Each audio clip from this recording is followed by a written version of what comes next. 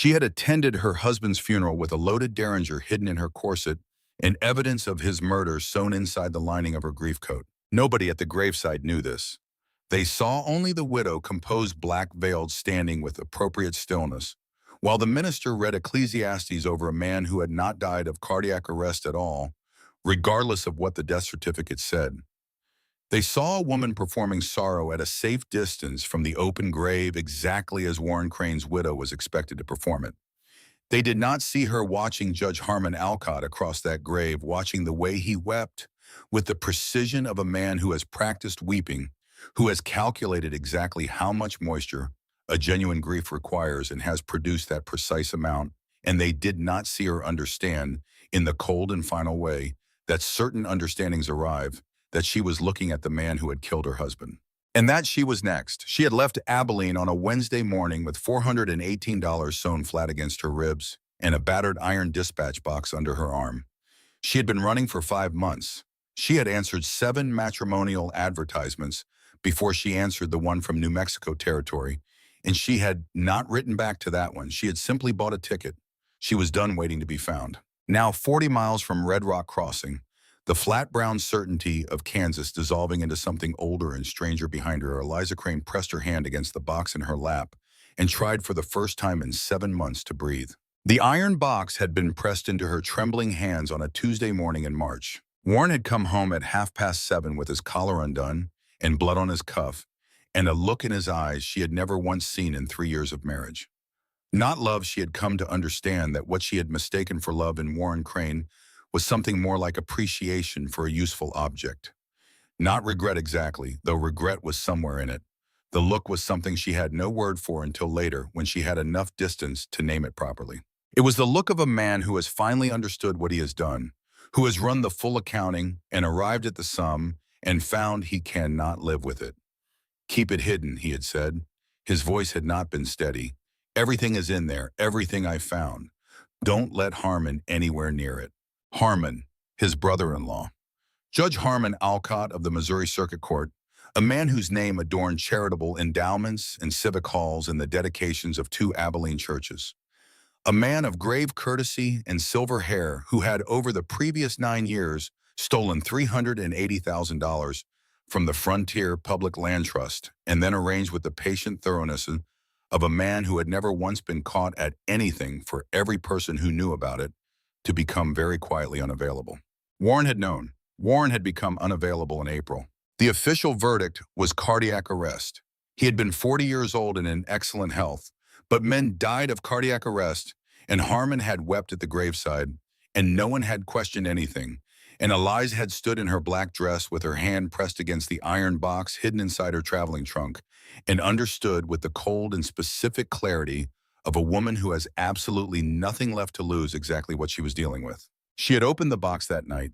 She had read every document inside by candlelight in a locked room with a chair pushed under the doorknob, her derringer on the nightstand within reach. And she had read until 3 in the morning, and then she had sat in the silence of the fine Abilene house she would never return to and thought about what she was going to do. She had started packing at dawn. By the time Harmon's first investigator appeared on her street, a medium-height man in a tan coat who did not look at her house quite long enough to be obvious, she was gone. She had been a shadow moving through the country in the months since Kansas City, Topeka, Dodge City, always west, always ahead. She had stood on the Dodge City platform 3 weeks ago, with 2 men in dark suits trying to wrench the box from her by main force, and she had looked them in the eye, one big as a barn door, the other soft-faced and smiling in the way of men paid to frighten women into compliance. And she had said very quietly, very clearly, that she would scream until every conductor, porter, and passenger on the Kansas Pacific Railroad heard her before she surrendered a single inch. They had retreated. The train had left. And now she was 40 miles from a ranch she had never seen belonging to a man she had never met. And she had a box full of evidence that could bring down one of the most powerful judges in 4 territories. And she had no plan beyond get there and breathe and decide what comes next. It was not her finest plan. It was the only one she had. Her name had been Eliza Vogel, daughter of a German land surveyor from Salina. It had become Eliza Crane on a June morning 3 years ago, when she married Warren Crane, Abilene's most admired land attorney, a man of careful eyes and careful words, who had spent the better part of their marriage teaching her in small and nearly invisible increments that the world she was permitted to occupy was considerably narrower than the one she had been born into. He had called her intelligence exceptional, and then spent 3 years routing it into uses he approved of. He had called her composure remarkable, and then spent those same 3 years ensuring that composure was deployed in service of his dinner parties and his reputation and his careful navigation of a life that she now understood had been built on a rotten foundation he had spent years trying not to look at. She was 32 years old. She had gray eyes the color of flint that nobody had looked at directly for 3 years. She had $418 in a locked box and a letter from a stranger in New Mexico territory who had written 7 plain paragraphs about why he needed a wife and had not once mentioned that he required her to be decorative. She had read that letter 6 times on the train from Dodge City. She could recite it from memory. The Red Rock Crossing advertisement was different from the others in the specific way that honest things are different from dishonest ones, not more polished, not more persuasive, but more solid. It had weight. Callum Hale Rancher, New Mexico territory, required a wife not for sentiment and not for appearances, but for practical reasons. He was willing to state directly, 60 acres along the Cimarron Ridge, with a water rights dispute bleeding him dry for 9 years, a daughter of 11, who needed a capable adult woman in her life. A ranch operation that needed someone who could read a legal document and make a decision without requiring the frontier to resemble the illustrations in Harper's Weekly. He offered honesty, a fair arrangement, and the acknowledgement plainly stated without apology that he was not a young man with romantic prospects and had no promises to offer that he did not intend to keep. No promises he did not intend to keep. She had read that line 4 times separately from the rest. She had not written back. She had bought a ticket. The difference mattered to her in a way she could not fully articulate, but felt in the specific place where 3 years of carefully managed disappointment had left its mark. The train from Dodge City arrived at Sweetgrass Station, New Mexico territory, at 10:30 on a Wednesday morning in late October, 35 minutes behind schedule, smelling of coal smoke and collective exhaustion. Eliza descended to the platform with her carpet bag in one hand and the iron box under her other arm, and stood in the October heat and looked up at the largest sky she had ever seen. She had grown up under Kansas sky. She had thought she understood sky. She was profoundly wrong. This sky did not merely exist above you. It pressed down with a patient, enormous weight, and the earth beneath it, red rock and silver sage, and the distant suggestion of a ridgeline running north like the spine of something very old and very still, answered the sky with its own kind of patience. It was a landscape that had existed before every person alive and would exist long after all of them, and standing beneath it, she felt something she had not felt in 7 months. Not safety. She was not foolish enough to call it safety. She felt room. A boy of perhaps 12 was asleep against a water barrel outside the station, hat tipped over his face against the sun. Eliza stopped in front of him. "You know a man named Callum Hale?" He pushed his hat back and looked at her with the frank, comprehensive inventory of the very young. "Everybody knows Mr. Hale. How do I reach his property?" 4 miles north up toward the ridge." He squinted at the iron box under her arm. "You the woman he sent for?" The heat came into her face before she could prevent it. She had not calculated for how quickly a town of 400 people would assemble that particular fact from whatever scattered evidence was available. She had underestimated the speed by several days. "I'm Eliza Crane," she said, which she intended as a complete answer. It seemed to satisfy him. He pointed her toward the livery. She walked with her back straight and her eyes forward, and she did not look about her in the manner of a woman afraid of being watched. She had been that woman for a year. She had moved through the rooms of a fine Abilene house with her gaze cast down and her voice kept carefully at the register worn preferred, and she had told herself this was reasonable and this was simply how things were, and this was what marriage required. She was done with that. She had burned through, done with it, somewhere around the 5th state line. The liveryman was a broad, sun-darkened man named Okafor, who had the manner of someone who observed everything and commented on nothing. He quoted honest prices and produced no words beyond what was necessary. He had her rolling north within 20 minutes. She sat on the wagon bench and watched the town fall away behind her and thought about the arithmetic of the past 7 months, what they had cost her and what they had given her, and whether those two accounts would ever come close to balancing. The land shifted as they moved north. The flat shelf of the town gave way to rising country juniper on the slopes, pale outcroppings of sandstone dry creek beds threading between rises of red earth. The sky kept opening. The mesa to the northwest caught the morning light and held it burning orange along its top edge. She had not been prepared for any of this. She had prepared herself carefully for a great many things. She had not prepared for the way this country made her own urgency feel proportionate rather than overwhelming, the way pain feels manageable after you have lived with it long enough to understand its shape. She did not find this comforting. She found it clarifying. They came over a low rise and the Hale property opened below her, a main house of adobe and rough timber, a barn with a recently repaired roof, two outbuildings set at practical angles, a windmill turning slow in the breeze, a corral with horses moving in the morning light. Not a large operation, not a prosperous one by Eastern standards, but solid in the way of a thing built by someone who expected it to endure, the mended fencing tight and true, the yard swept clean, the windmill maintained, and functional rather than rusting and forgotten. She had lived in a house with 4 sitting rooms and a formal dining table that seated 20. This was nothing like that house. She found this against all expectation, a relief so acute it embarrassed her. Okafor drew up at this gate. She thanked him, paid what he'd asked, and climbed down. She was halfway across the yard when the front door opened. The woman who appeared was not Callum Hale. She was perhaps 40, dark-haired and handsome in the capable, health-made way of women who do not rely on fragility for their effect. She wore an apron over a calico dress and held a dish towel, and she looked at Eliza with an expression assembled with considerable care, precisely 1 degree too controlled to be entirely welcoming and considerably too composed to be entirely at ease. "Mrs. Crane," the woman said. Eliza did not slow her step. "Yes, I'm looking for Mr. Hale. He's out with the stock." The woman's voice was measured, rehearsed, someone who had decided exactly how to play this. "I'm Vera Dunmore. I help out here." A pause, 1 beat too long. "Please come in. You've had a long journey." Eliza came in.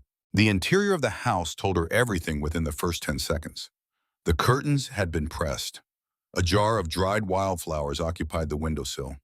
The kitchen carried the slow herbed smell of something simmering. Since morning, the particular deliberate domesticity of a woman who has made herself at home in a house that is not officially hers, who has been converting it gradually and purposefully toward her own design for it.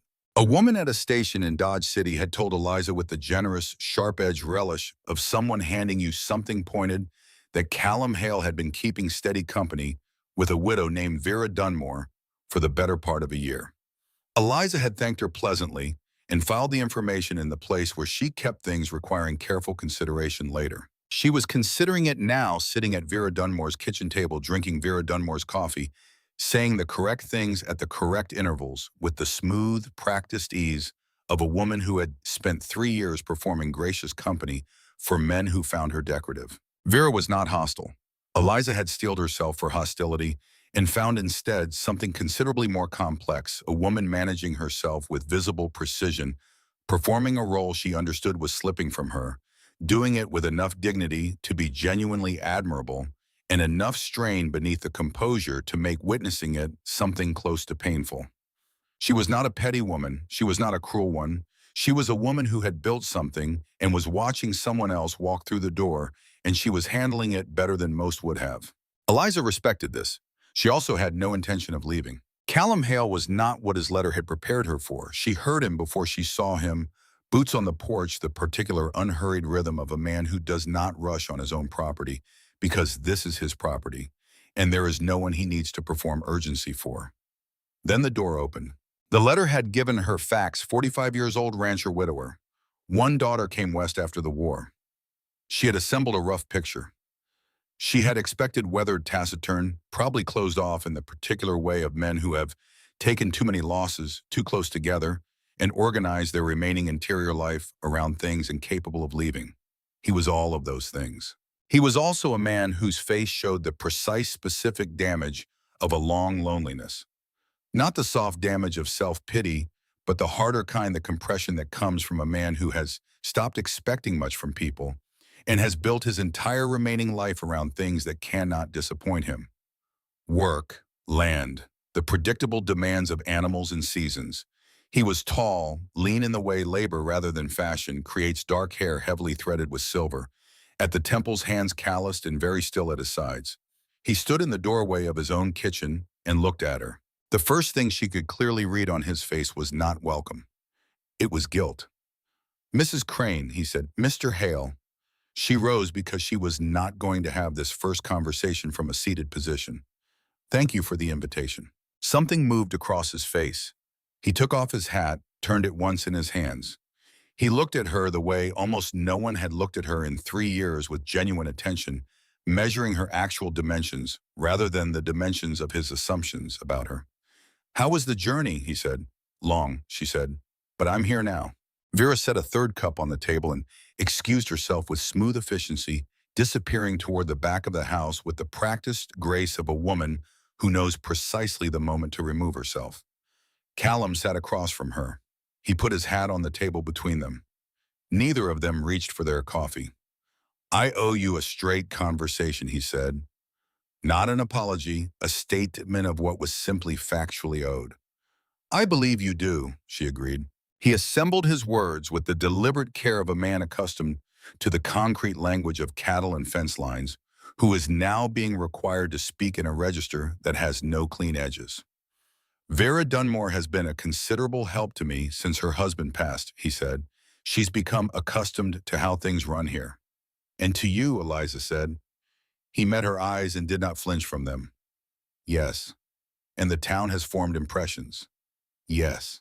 She picked up her coffee, stronger than she preferred, which was already information she was noting. "What do you want to do?" she asked. The question visibly surprised him. She was beginning to understand a man not often asked what he wanted. Men like him were asked what they had, what they needed, what they planned, not what they wanted. It had been that way long enough that the question itself had become disorienting. "I wanted a mother for my daughter," he said after a pause that lasted long enough to be honest. "Someone steady, someone who'd be here." He looked at his hat. "What I wrote in that advertisement was the truth. What this ranch needs is the truth. I won't pretend I've managed the situation with Vera well." "Nothing useful comes from pretending," she said. "No." His eyes moved briefly to the iron box in her lap and then with deliberate courtesy away. "That looks heavy." "It is," she said. She did not explain further. He did not press. They sat in the October afternoon light in Vera Dunmore's kitchen. Eliza was already thinking of it that way, which was both tactical and accurate, and they took each other's measure the way two people do who are both practiced at measuring and have now been asked to measure each other. "I'd like to meet your daughter," Eliza said. Something eased in his expression, just fractionally, just enough to be visible. "She'll be back from the schoolhouse by 4, he said. "I'll take you over if you like." "Good." She rose, picked up her bags. "I'll need a room, not the largest, whichever is available." He stood. "There's one at the end of the hall, east-facing, small." "Small is fine," she said. "I don't require much space."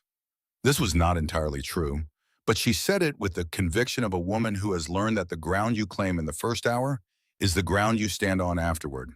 The room was spare, a narrow bed, a blue quilt worn smooth at the edges, a window looking out over the corral and the windmill, and beyond those the rise of the Cimarron Ridge going dark as the afternoon thinned. Someone she suspected Vera had placed a sprig of dried sage in a small jar on the sill. She could not determine whether this was a gesture of welcome or a territorial claim, and she supposed it didn't much matter which. She set the iron box on the floor beside the bed and sat on the edge of the mattress and pressed one hand against the lining of her riding coat, where $418 had been sewn flat and careful against her ribs for 7 months. She was not safe. She had purchased time and distance, but she was not safe. Out in the kitchen, she could hear Vera moving with the quiet competence of a woman who believed this was her house. Eliza understood that belief from the inside. She had once believed she was safe in a fine Abilene house because a man with careful eyes had given her roses every Sunday and then with equal care taken everything else. She was not going to make that mistake again. She was also not going to be crowded out of a room she had been invited into. She rose, smoothed her skirt, opened her door. In the kitchen, Callum was speaking quietly to Vera near the stove. They stood close in the unconscious way of people who have grown accustomed to each other's physical proximity, not romantic exactly, but the intimate ease of shared daily life. When Eliza appeared in the doorway, both of them looked up. Vera went carefully neutral. Callum went to something she could not yet name. "I thought I'd help with supper," Eliza said pleasantly. "If there's anything wanting attention." "I've got it well in hand," Vera said. "I'm sure you do." Eliza pulled out a chair and sat at the kitchen table. "I'll keep you company then. I've been sitting on trains for 4 days and the kitchen smells wonderful." She sat there. She did not leave. After a moment, Vera turned back to the stove. There was a bowl of dried beans on the table. Eliza pulled it toward her, found the paring knife beside it, and began sorting through them with the precise, efficient movements of a woman who has done 10,000 small domestic tasks without once being thanked for a single one. She did not look at Callum. She did not need to.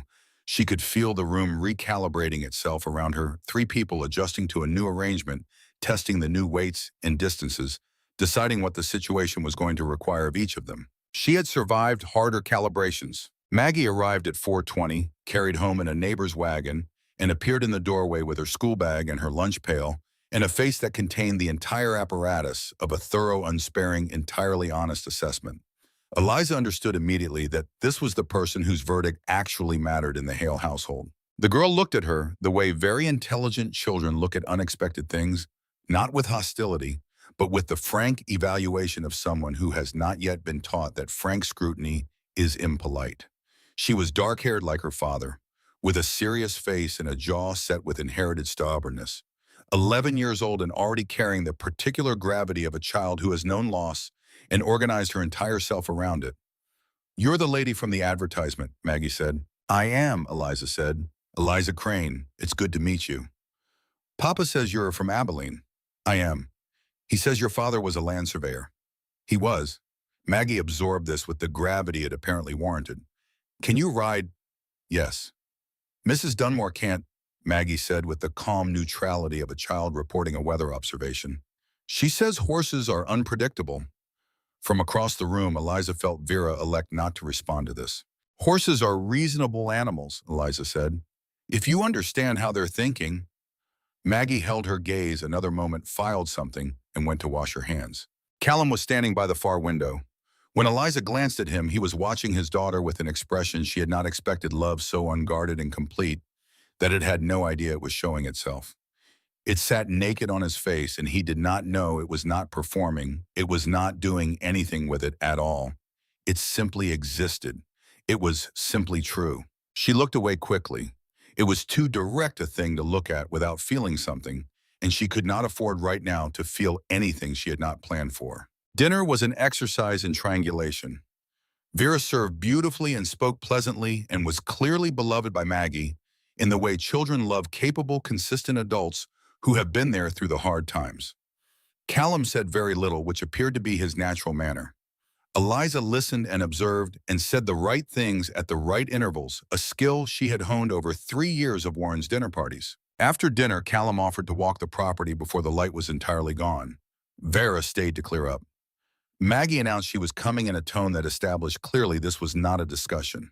They walked out into the October evening. Eliza, Callum, Maggie, and the sky had gone deep orange and red over the mesa, and the wind had dropped to almost nothing, and the desert held the day's warmth in the earth. The way old brick holds, warmth slowly released long after the source has gone. "The north pasture is the best ground I have," Callum said, pointing toward the darkening ridge. "Spring water comes down from the upper formation. The problem is that the Faro Land Syndicate has been contesting my rights to the water source for 9 years. There's a survey conflict." He paused. "It's what keeps me up at night." "Do you have the documentation?" she asked. He glanced at her sideways. "Some." "The original deed, the survey markers your territorial filing." "Some," said with considerably less confidence, the pause of a man who knows the paperwork is the problem. "My father spent 20 years in Kansas resolving property disputes," she said. "I learned to read the filings." He looked at her with a quality of attention that knew something closer to genuine reassessment. "That's useful," he said. "I have various useful things," she said. Maggie had run ahead to check on the horse she favored. They stood in the fading light in a silence that was honest if not comfortable. "I owe you an apology," Callum said quietly, "for the situation you walked into." Vera, it's not what it might appear from the outside, but it's also not nothing, and I handled it badly. She turned to look at him. The last light was going, and in the half-dark, his face had the same quality as the country itself, formed over a long time by hard things, not by anything gentle. Mr. Hale, she said, I'll tell you something true. I didn't come here the way most women answer these arrangements. My reasons were considerably more complicated than loneliness. She paused. I'll tell you more when I know you better. What I want you to understand tonight is that I have no intention of making your life harder. I intend to make it workable. I'm a practical woman, and I do not frighten easily. He was quiet for a long moment. I believe you, he said. Good. She looked toward the dark, where Maggie had disappeared. Now let's go collect your daughter before she decides to saddle up in the dark. They walked back toward the lighted windows of the house, and the stars came out above the mesa, enormous and indifferent and startlingly close. And Eliza carried the iron box under her arm and her secrets inside her chest, and she thought, I am alive. I am here. Whatever is coming, I am not waiting for it in Abilene. That night, she lay in the east-facing room and listened to the desert insects, wind horses shifting in the corral. She thought about Vera Dunmore somewhere in the same house, about Callum Hale lying awake at the far end of the hall, which was almost certainly what he was doing, about Maggie in her small room, sleeping the organized, compressed sleep of a child who has made what peace she can with what she cannot change. She thought about the iron box on the floor beside the bed. She thought about Judge Harmon Alcott in his courtroom in Missouri, his black robe, his composed patience, his absolute certainty that no woman alone with a box of papers could outrun the reach of a man who owned the law in 4 territories. She reached down and touched the cold iron in the dark. Then she closed her eyes. She had $418 and a locked box and a room that faced east. That was enough to begin. But she was wrong about one thing, and she would not know it for another 8 days. She was not as far ahead of Harmon Alcott as she believed. He had already sent someone west. In the days following her arrival, Eliza committed herself to learning the geography of the Hale household, the way she learned everything that mattered in her life by watching carefully before she moved. The house was not large. Adobe walls, small windows, a kitchen that was genuinely the center of everything rather than a room for show. Callum had built it himself, the original structure and the additions, with help from a Mexican carpenter named Tomas, who still came twice a year for the roof. He had built it after the war in the way certain men respond to catastrophe, not by breaking, but by pressing outward into new territory and making something real with their hands. She was beginning to understand that this was not incidental to his character. It was his character. He was a man who responded to destruction by building. She found this quietly considerably easier to be near than the alternatives. The water situation was worse than she had initially understood. On her 4th day, while Callum was mending fence on the north boundary, she spread the survey maps and claim documents across the kitchen table and worked through them with the methodical patience she had inherited from 20 years of watching her father pursue property disputes in Kansas. What she found was there but quiet. A date discrepancy in the easement filing, a survey marker appearing twice in the territorial register under slightly different coordinates, a marginal notation in the Faro claim written in a different hand from the rest of the document. Not proof of fraud, not yet, but a thread. She made her notes in her own hand, refolded the maps along their original creases, and returned them exactly as she had found them. She had learned the hard way that rushing with threads was how you turned them into knots. The evenings were the strangest part of those first days. After supper, Maggie went to her room and Vera departed. There were limits to the arrangement, and nighttime was one of them. And the house found its night configuration: Callum at the far end of the kitchen table with the ranch accounts, or a journal he closed when she approached, and Eliza across from him with her own papers or correspondence, or simply nothing, sitting with chamomile tea and the sound of the desert and the lamp burning between them. They did not try to fill the silence. They sat in it. The silence was awkward for the first several evenings and then became less so, and by the end of the first week it had settled into simply the particular quality of evenings in this house, 2 people occupying the same space without pretense. She noticed how he looked toward the door when the wind picked up. She noticed he always checked the water barrel before coming inside at night. She noticed the small, barely audible exhale he made when he was working something difficult through in his head.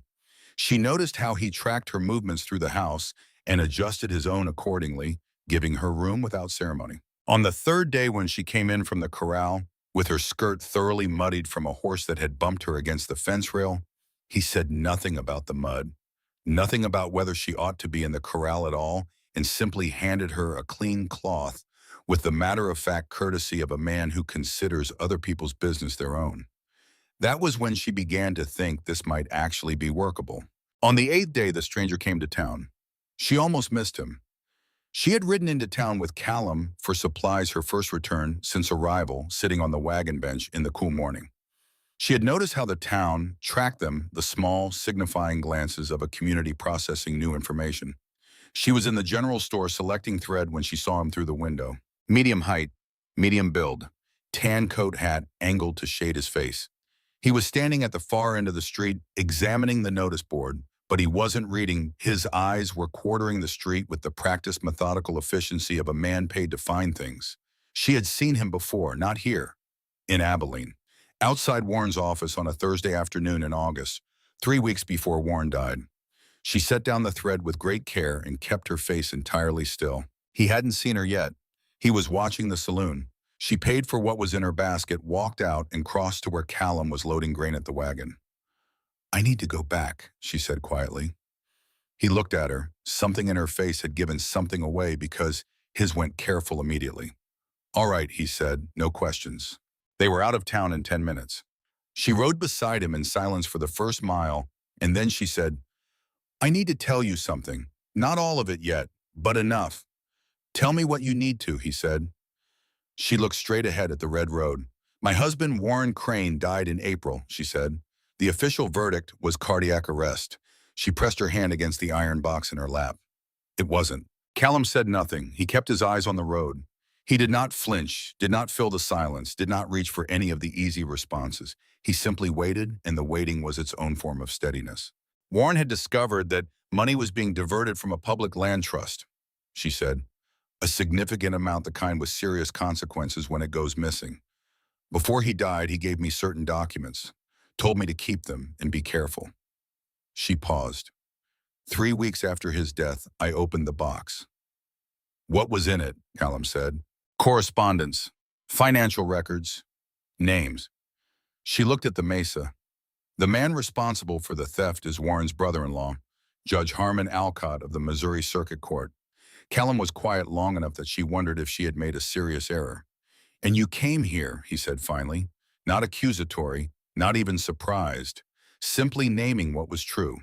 "I needed to go somewhere. Harmon wouldn't look immediately. Somewhere I had a legitimate reason to be." She kept her voice level. "I was not expecting to find a household that needed considerably more than a practical wife. I underestimated what I was walking into." "You were running," he said. "Yes," she said. Another quarter-mile of silence. She watched the road and calculated what she would do if he turned the wagon around, if he told her to take her box and her secrets and find herself another arrangement. "The man in town," Callum said. "A private investigator. I believe Harmon hired him." She paused. "He may not know exactly where I am yet, but if he's in Sweetgrass, it won't take long." Callum brought the wagon to a stop on a low rise. Below them, the ranch was visible, small and solid against the red earth. He looked at it for a long moment, then at her. "How dangerous is this?" he asked. She thought about Harmon Alcott, about the way he had stood at Warren's funeral in his black suit, perfectly composed and perfectly certain, and looked at her across the open grave with the precise expression of a man registering that she might be a problem. "Very," she said. He looked at the ranch again. "You should have told me this before you came," he said. "Yes," she agreed, "I should have. But you didn't because you needed to go somewhere first and decide whether I was someone you could trust." She turned and looked at him. He was still watching the ranch below, his face showing nothing she could name precisely, but something in the set of his shoulders had changed. "Yes," she said. He picked up the reins, he clucked to the horses, and they started moving again down toward the buildings and the corral and the windmill turning in the afternoon wind. "Is there anything in that box that helps you?" he said. "Evidence that could be used. If it reached the right court, a federal court outside Harmon's jurisdiction, yes." "How do you get it there?" "Very carefully," she said. He said nothing more until they reached the barn. When he helped her down from the wagon the first time he had touched her, a brief steadying grip on her arm, he held on one fraction of a second longer than was strictly necessary. Then he released her and led the horses inside without looking back. She stood in the yard and breathed. That evening, after Maggie was in bed and Vera had gone home, Callum came to the kitchen table and sat across from her. He had the iron box in front of him.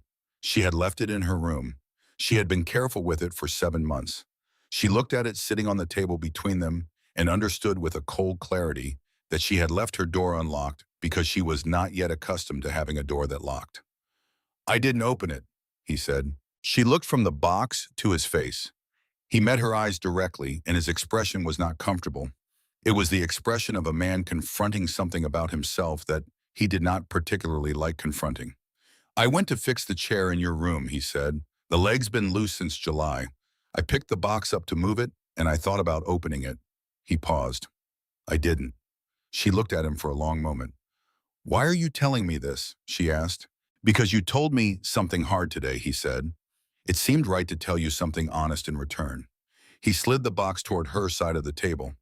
"This arrangement, whatever it might become, won't work if we're not honest with each other." She put her hand on the box. "My husband," she said slowly, "was the kind of man who said the right things and then told me very carefully and over a long period of time what I was not permitted to do or say or know. He was not violent. He was simply a door that locked from the outside." She looked at the lamp flame. "I came here because I needed somewhere to breathe and somewhere Harmon couldn't find me easily. I told myself that was practical and that was sufficient." She met Callum's eyes. "It was practical, but I am beginning to think I might want something more than practical, and that frightens me considerably." The kitchen was quiet. Outside, the desert was dark and patient. "You don't have to decide anything tonight," Callum said. "Not yet." "No," she said. "I know." He looked at the box. "Is there anything I can do?" She thought about it honestly because he deserved a real answer. "There's a federal attorney in Santa Fe," she said. "A man named Radwell. He's the kind of man Harmon can't reach. If I could get documentation to him through official channels, it would matter significantly." "I know a man who rides to Santa Fe twice a month," Callum said. "His name is Cisco. He's trustworthy." "Then that would help," she said. They sat at the kitchen table for another hour, talking carefully about practical things, the water rights, the investigator in town, what Harmon Alcott was likely to do when he found her. Callum listened completely the way she had almost forgotten people could listen without preparing his response while she was still talking. When she finally stood to go to bed, she took the iron box from the table. At the doorway, she paused. "Callum," she said. It was the first time she'd used his name. She felt the small shift in the air between them when she said it. "Yes," he said. "Thank you for not opening it," she said. "It matters more than I can tell you." He looked at her steadily, and in the lamplight, his face was less guarded than she had yet seen it, the thing beneath the management showing through in fragments. Not a man without feeling. A man who had taught himself to keep feeling at considerable distance for very good reasons, and who was only perhaps beginning to reconsider the policy. "Get some rest," he said. "Tomorrow needs thinking through." She did not sleep well that night. She lay in the east-facing room and looked at the ceiling and thought about what she had done. She had told a virtual stranger, a man she had known for 8 days, about Harmon Alcott, about the box, about the murder her husband may or may not have committed by simply knowing too much and waiting too long to decide what to do about it. She had not told a lawyer in Topeka everything. She had told no one else. Not in Abilene during those urgent weeks of preparation. Not in the letter she had written to Callum's advertisement, which had offered him her practical qualities and said nothing about the rest. She had told him because she had seen the investigator through the general store window, and the world had narrowed to the dimensions of an immediate problem, and telling Callum had been part of solving it. That was what she told herself.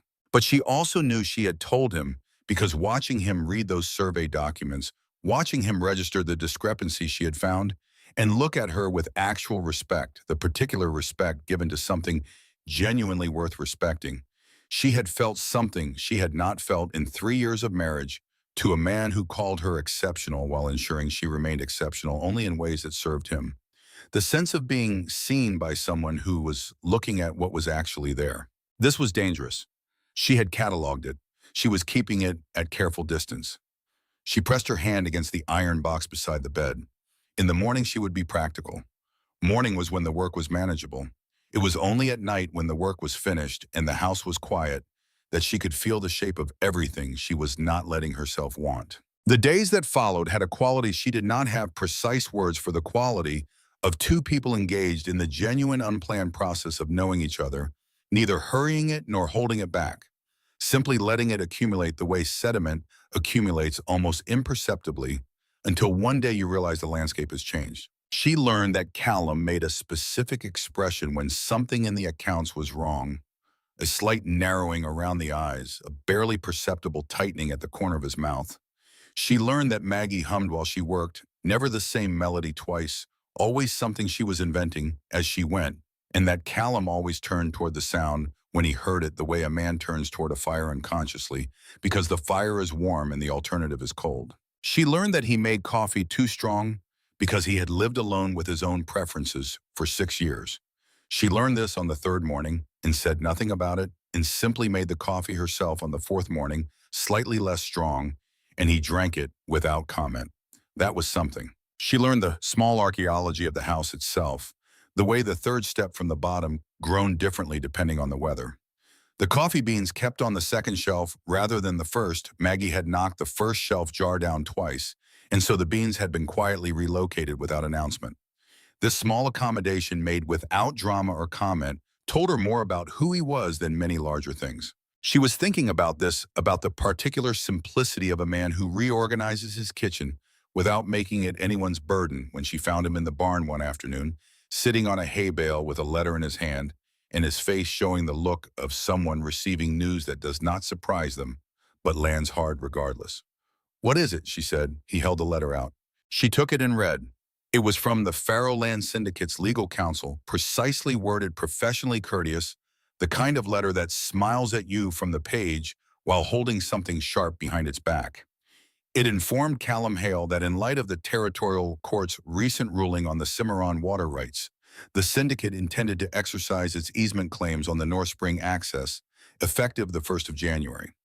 He would be required to reroute his primary irrigation at his own expense. "When did this come?" she said. "This morning," he said. She read it again, more slowly, the way her father had taught her to read any document, claiming authority, looking not for what it said, but for what it assumed you wouldn't notice. "This is the easement I found the discrepancy in," she said. "The date on the filing doesn't match the territorial register from that year." "I know," he said, "but knowing isn't proving, and the court has already ruled." "Which court?" He looked at her. "Circuit," he said. The cold clarity she had felt looking through the general store window settled through her again. "Harmon's jurisdiction extends to New Mexico territory," she said. "As of 6 months ago," Callum said, "the expansion was granted quietly. I didn't find out until Breck mentioned it last week sideways, not meeting my eyes the way a man mentions something he's uncomfortable knowing." "Then it wasn't politics," she said. "It was arrangement." They looked at each other in the dim barn. Afternoon light came through gaps in the planks in long, angled bars. Outside, the wind had picked up off the mesa with the dry, restless sound she was learning to associate with coming weather. "Callum," she said, "is the date on this ruling before or after the discrepancy date I found in the easement filing?" He frowned. "After." "Then the court ruled on a document that was already demonstrably altered," she said, "which means the ruling is founded on fraud, which is precisely the kind of thing that would interest a federal court, and it connects your water case directly to everything else in the box." He was quiet for a moment. "You think Harmon is involved in this," he said, "not just because of you, because of the water." "I think Harmon goes where his interests require him to go," she said. "And I think this water case became his interest the moment someone with enough money offered him something for it." He looked at the letter. "You're doing it again," he said. "Doing what?" "Finding the angle that makes things workable," he said, "even the bad things." He said it carefully, not as criticism, but as observation, a man noting something he found valuable and was not certain how to say directly. "I mean to say, I find it useful to be near." He stopped as though the words had come out slightly differently than he had shaped them, and looked away. She did not make anything of it. She was learning his grammar, a man who sometimes approached the true statement by way of the approximate one, and trusted you to be paying close enough attention to find it. She was paying very careful attention. October turned toward November. The light over the Cimarron Ridge went lower and sharper. The air in the mornings took on the high desert cold that was clean and knife-edged rather than damp. She rode out with Callum most mornings now. This had not been formally arranged, it had accumulated. One morning she appeared at the barn, and he saddled a horse, and the next morning she appeared and he saddled a horse, and by the third morning it was simply what happened without needing to be named. He showed her where the winter water ran from the snowmelt and where it pooled before reaching the spring that fed the north pasture. He showed her the section of fence where posts had to be replaced every 2 years because of something in the soil composition that accelerated the rot, a fact discovered through expensive trial and error over 11 years and now simply accepted as part of the nature of the place. He showed her the flat of good grass at the base of the North Ridge, the meadow she had not yet seen, and said only that it was the best ground on the property and that he hadn't been able to use it the way it deserved because of the water dispute.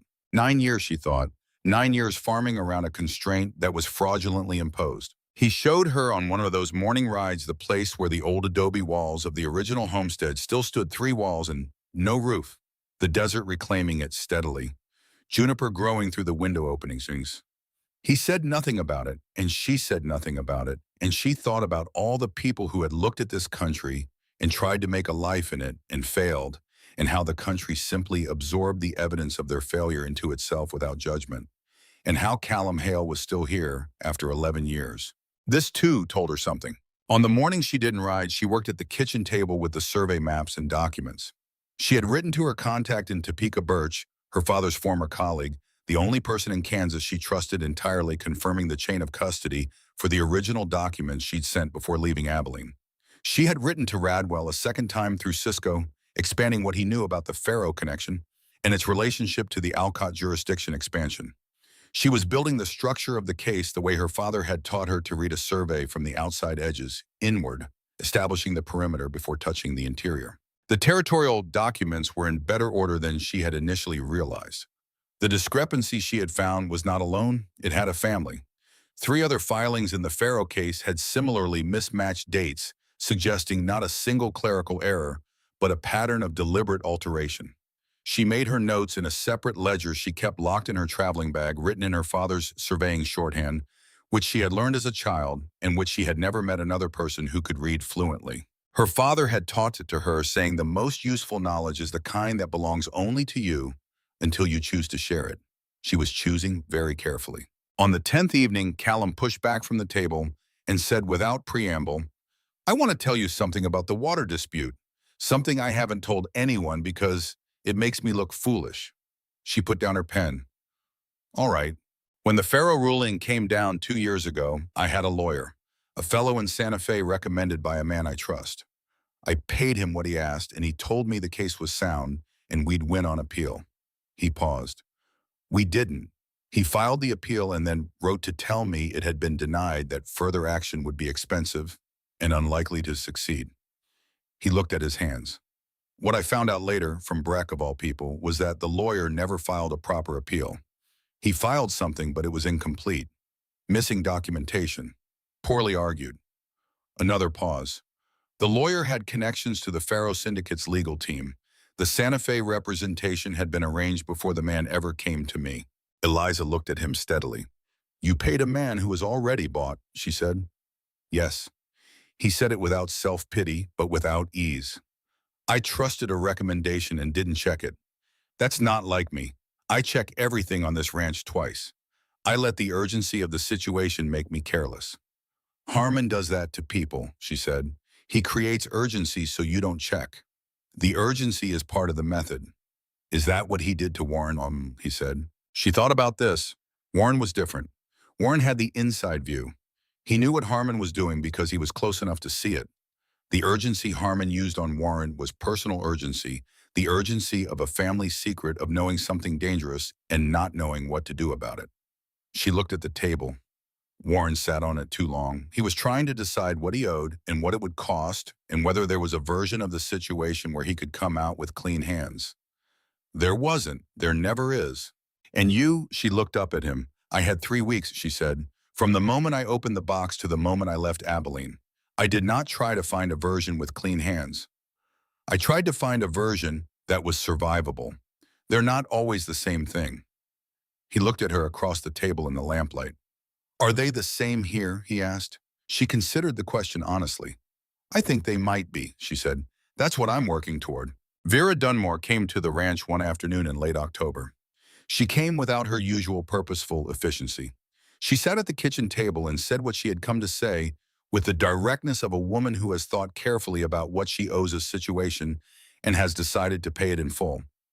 I want to say something, Vera said, and I want you to know I'm saying it because it's true, not because I need anything from you.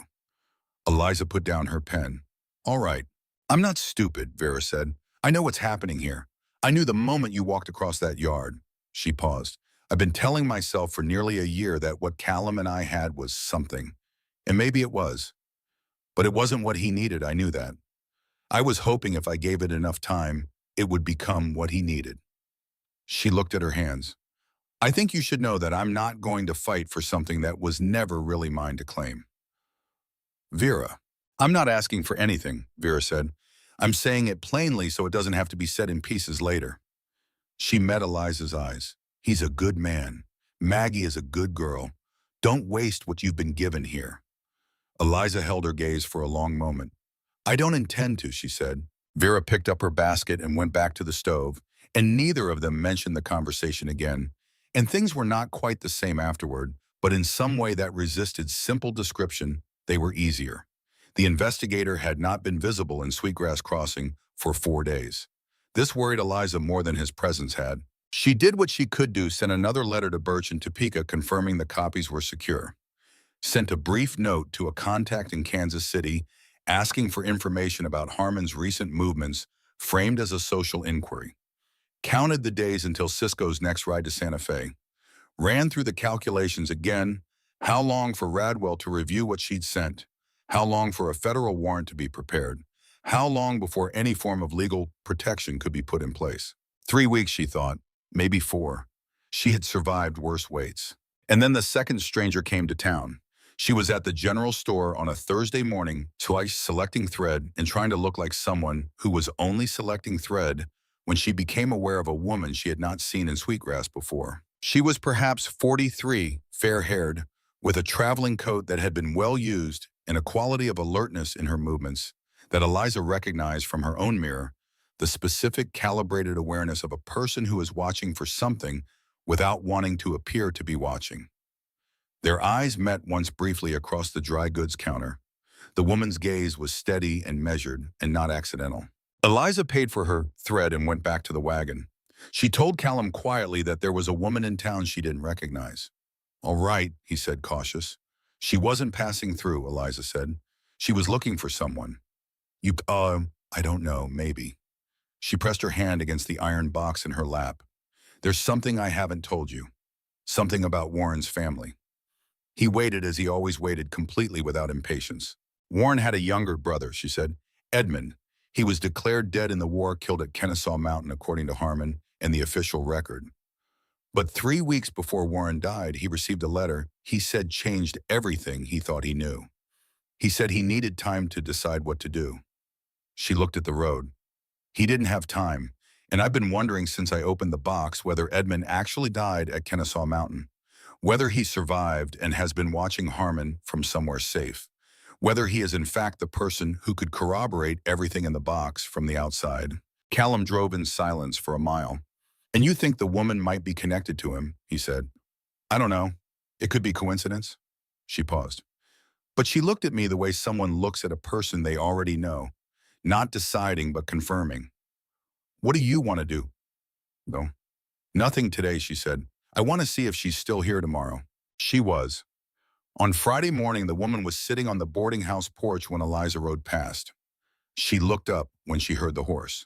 This time she made no pretense of looking elsewhere. She held Eliza's gaze with the calm, direct attention of someone who has made a decision and is prepared to act on it. Eliza dismounted. She tied her horse to the rail.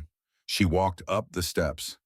I'm Eliza Crane, she said. The woman studied her, taking her measure in the unhurried way Callum had looked at her on her first evening, the serious assessment of someone deciding whether reality matches preparation. I know who you are, the woman said. My name is Flora Ames. I write for the Albuquerque Chronicle. A pause. I knew Edmund Crane. Eliza sat down in the chair across from her. Tell me, she said. Flora Ames told it methodically in the order it had happened without embellishment. Edmund Crane had not died at Kennesaw Mountain.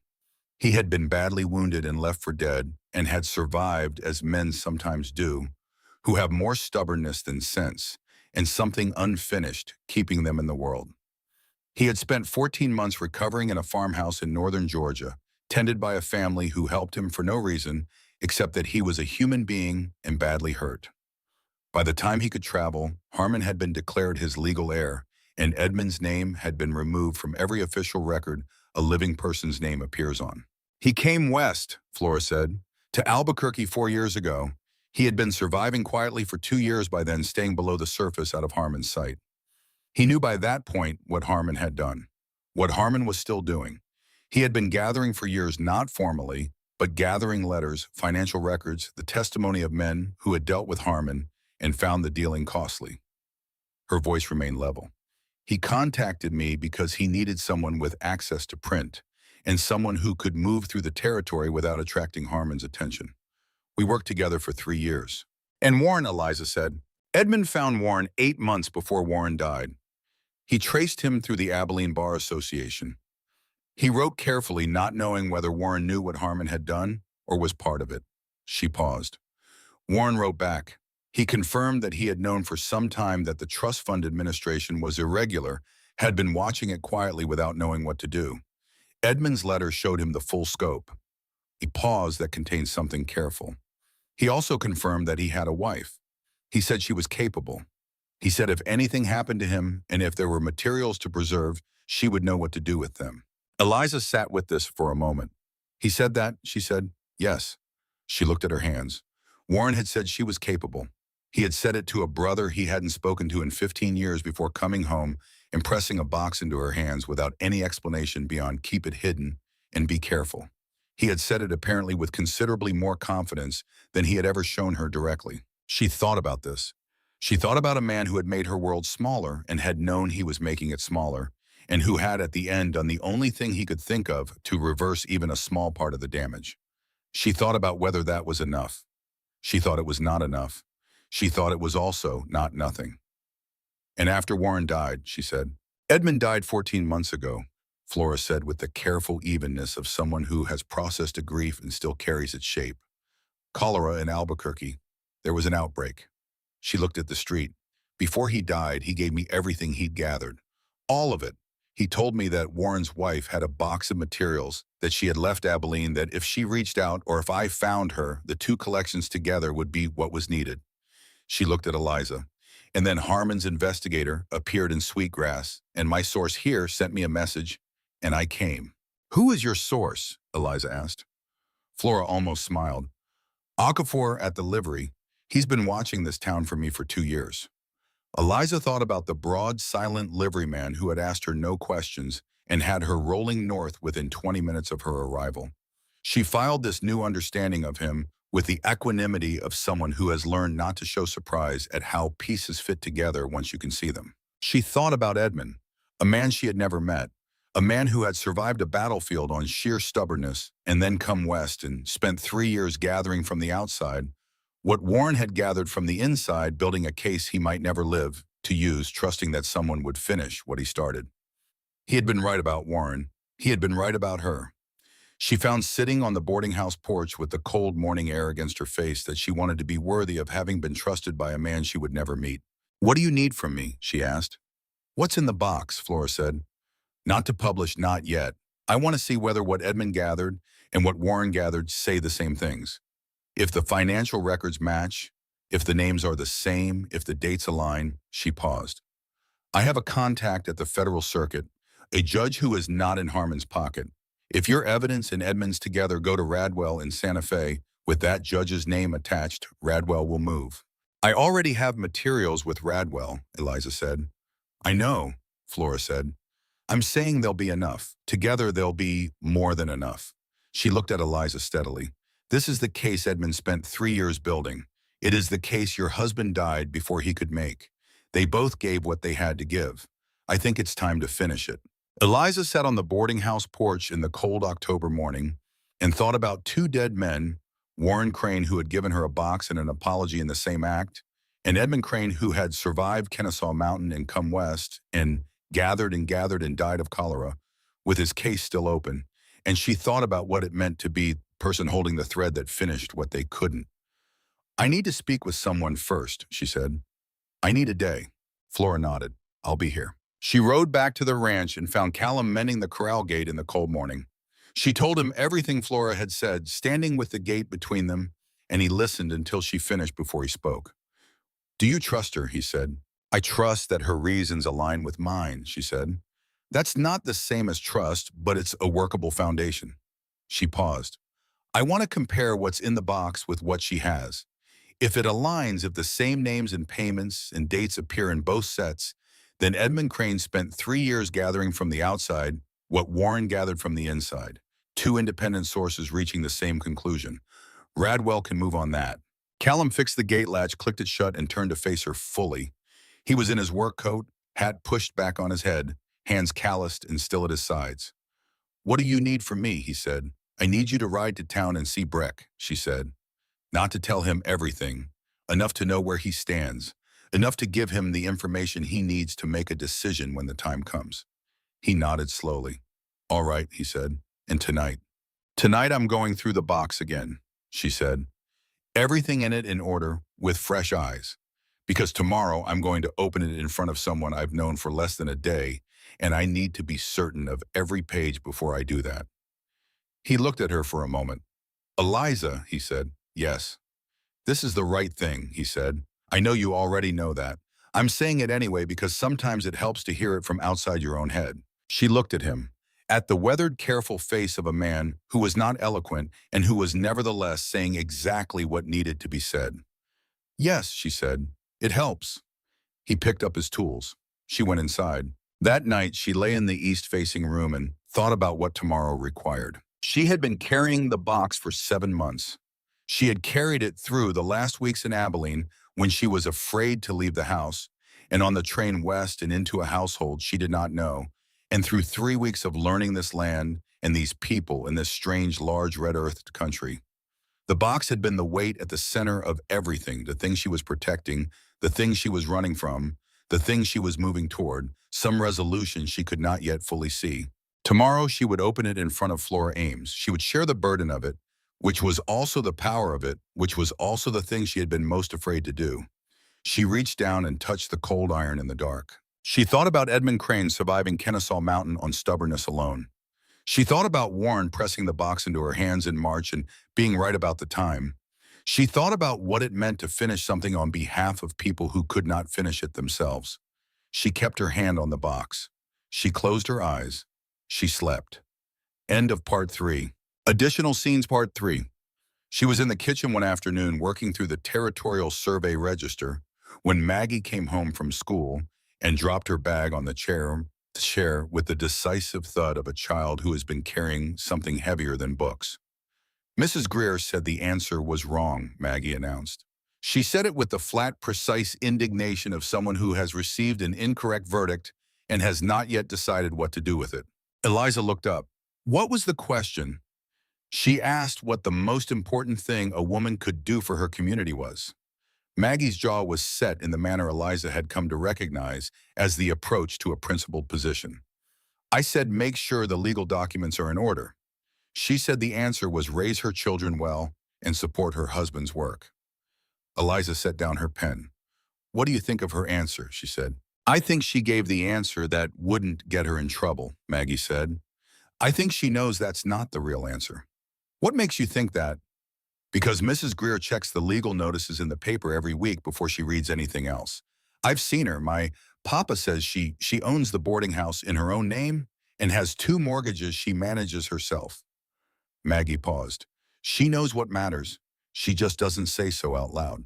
Eliza looked at this child with her serious face and her 11 years of carefully born knowledge. "You're right," Eliza said, "on both counts."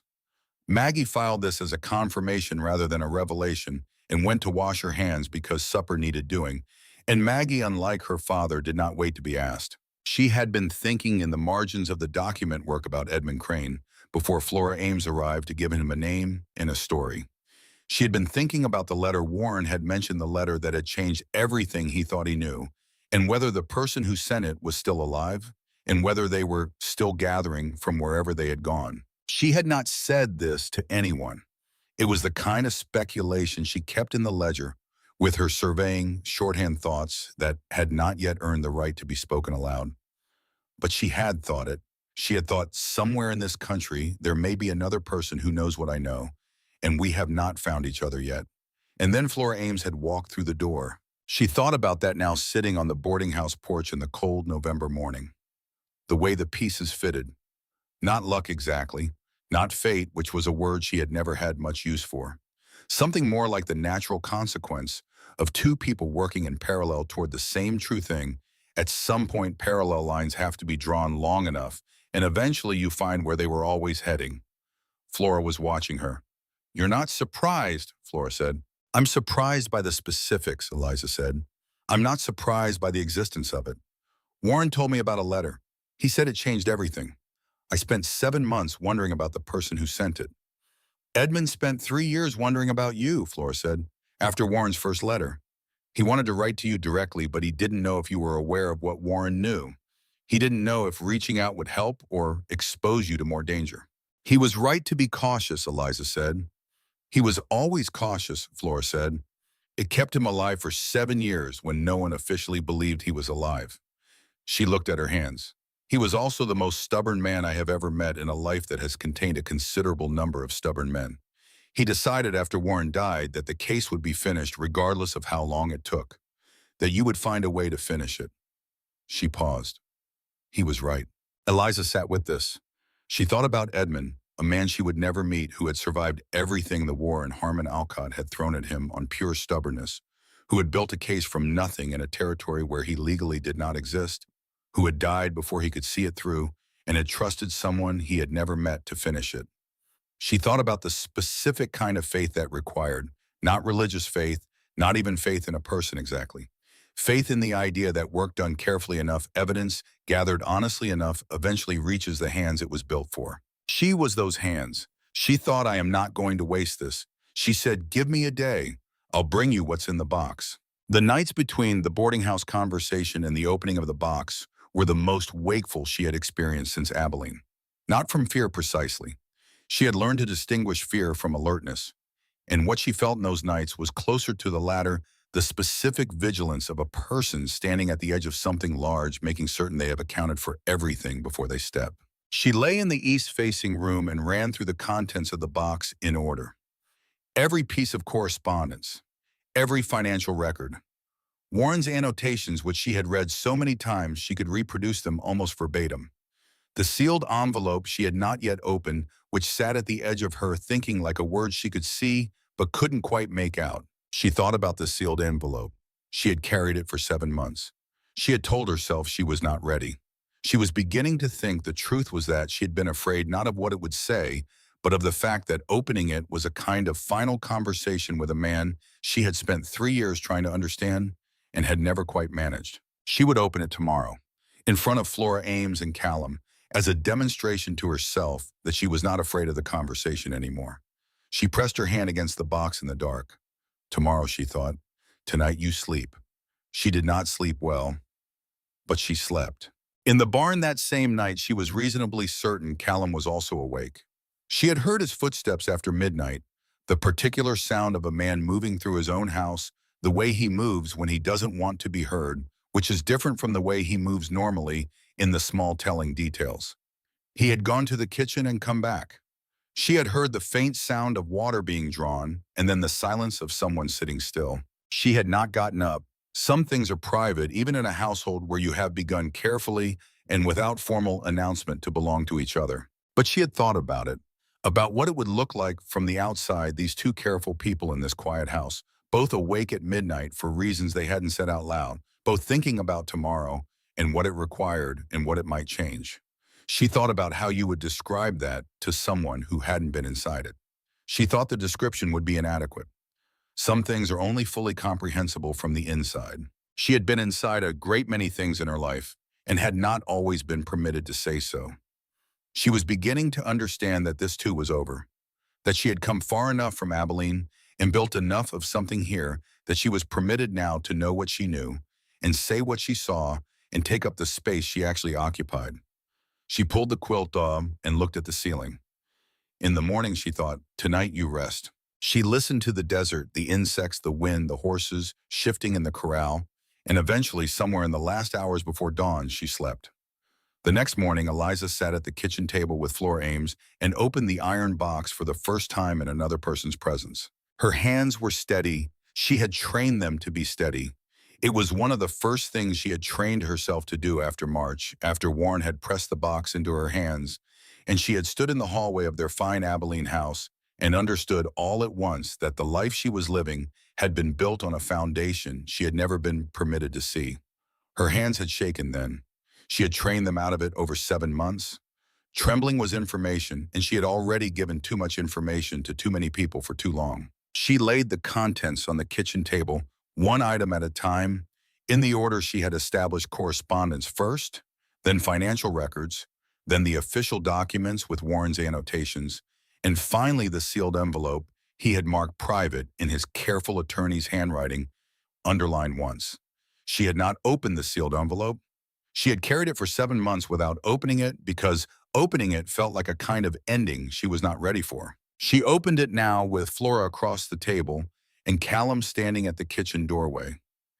It was a letter, 5 pages in Warren's careful hand, dated 3 weeks before his death. She read it slowly. He had known he wrote it for approximately 2 months before he died since the letter from Edmund. He had known that Harmon had orchestrated the theft of the public trust funds, had manipulated territorial court appointments, and had been systematically eliminating anyone who could testify to what he had done. He had known that he himself was in danger. He had known and he had been afraid, and he had not known what to do with the fear, and while he was deciding what to do about it, the time ran out. He had also written this: I know I was not the husband you deserved. I know I made your world smaller than it should have been. I am sorry for this in ways I do not have the skill to adequately express. I am giving you the box because you are the most capable person I know, and because I do not know anyone else I can trust with it. I hope it gives you something useful. I hope it gives you freedom. She folded the letter carefully and set it on the table. Flora was watching her. He knew, Eliza said. Yes, Flora said gently.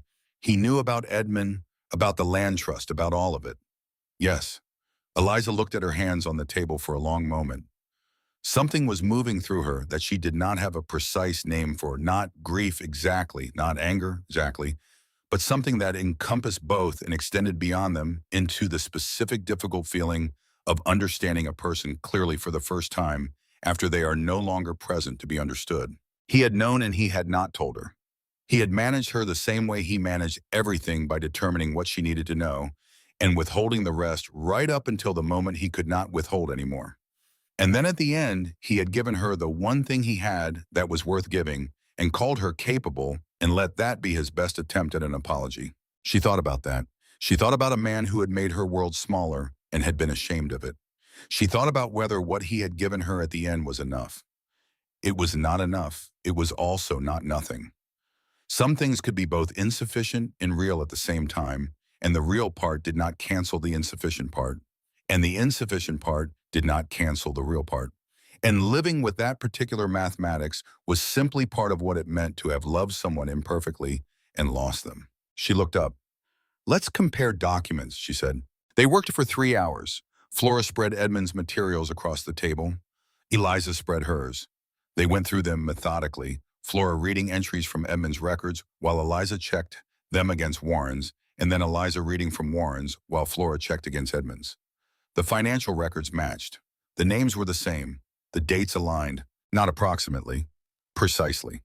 The payment amounts that appeared in Harmon's correspondence and Warren's collection appeared in the financial records Edmund had obtained from the Faro Syndicate's former bookkeeper, a man who had left the company under contested circumstances and who had been willing in exchange for Edmund's help relocating to California to provide a full accounting of what had passed through the company's accounts. The payments to Harmon were documented from both directions: the outgoing transfer from the Faro accounts and the incoming receipt from Harmon's own records. There was no interpretation required. The evidence stated what it was. She had not let herself see how careful Warren had been until she saw it reflected in Edmund's parallel work. Warren had annotated everything dates relationships between documents, the chain of custody for each piece of correspondence. He had worked in the precise, quietly obsessive manner of a man who understood that a case built on incomplete records is worse than no case at all. He had been afraid he had written, while he was deciding what to do about the fear the time ran out. But the work itself showed nothing of the fear. The work was meticulous. The work was, she thought, the most honest thing he had ever given her. Edmund's materials showed a different methodology, the journalist's instinct, the accumulation of sources rather than documents. He had letters from 3 separate witnesses to conversations they had overheard between Harmon and the Faro representatives. He had a sworn statement from the bookkeeper. He had a copy of the original Hale grant from 1871 obtained from the Territorial Land Office and annotated in his own hand with the specific fraudulent alterations made to the Faro easement filing. The alterations were circled in red ink. Looking at those circles, Eliza understood that Edmund had not been subtle by choice. He had been careful because careful was what the situation required. And he had finally reached the point where he could be plain, and the circled alterations were a kind of plainness. Here, look here. This is the lie, and I am done speaking around it.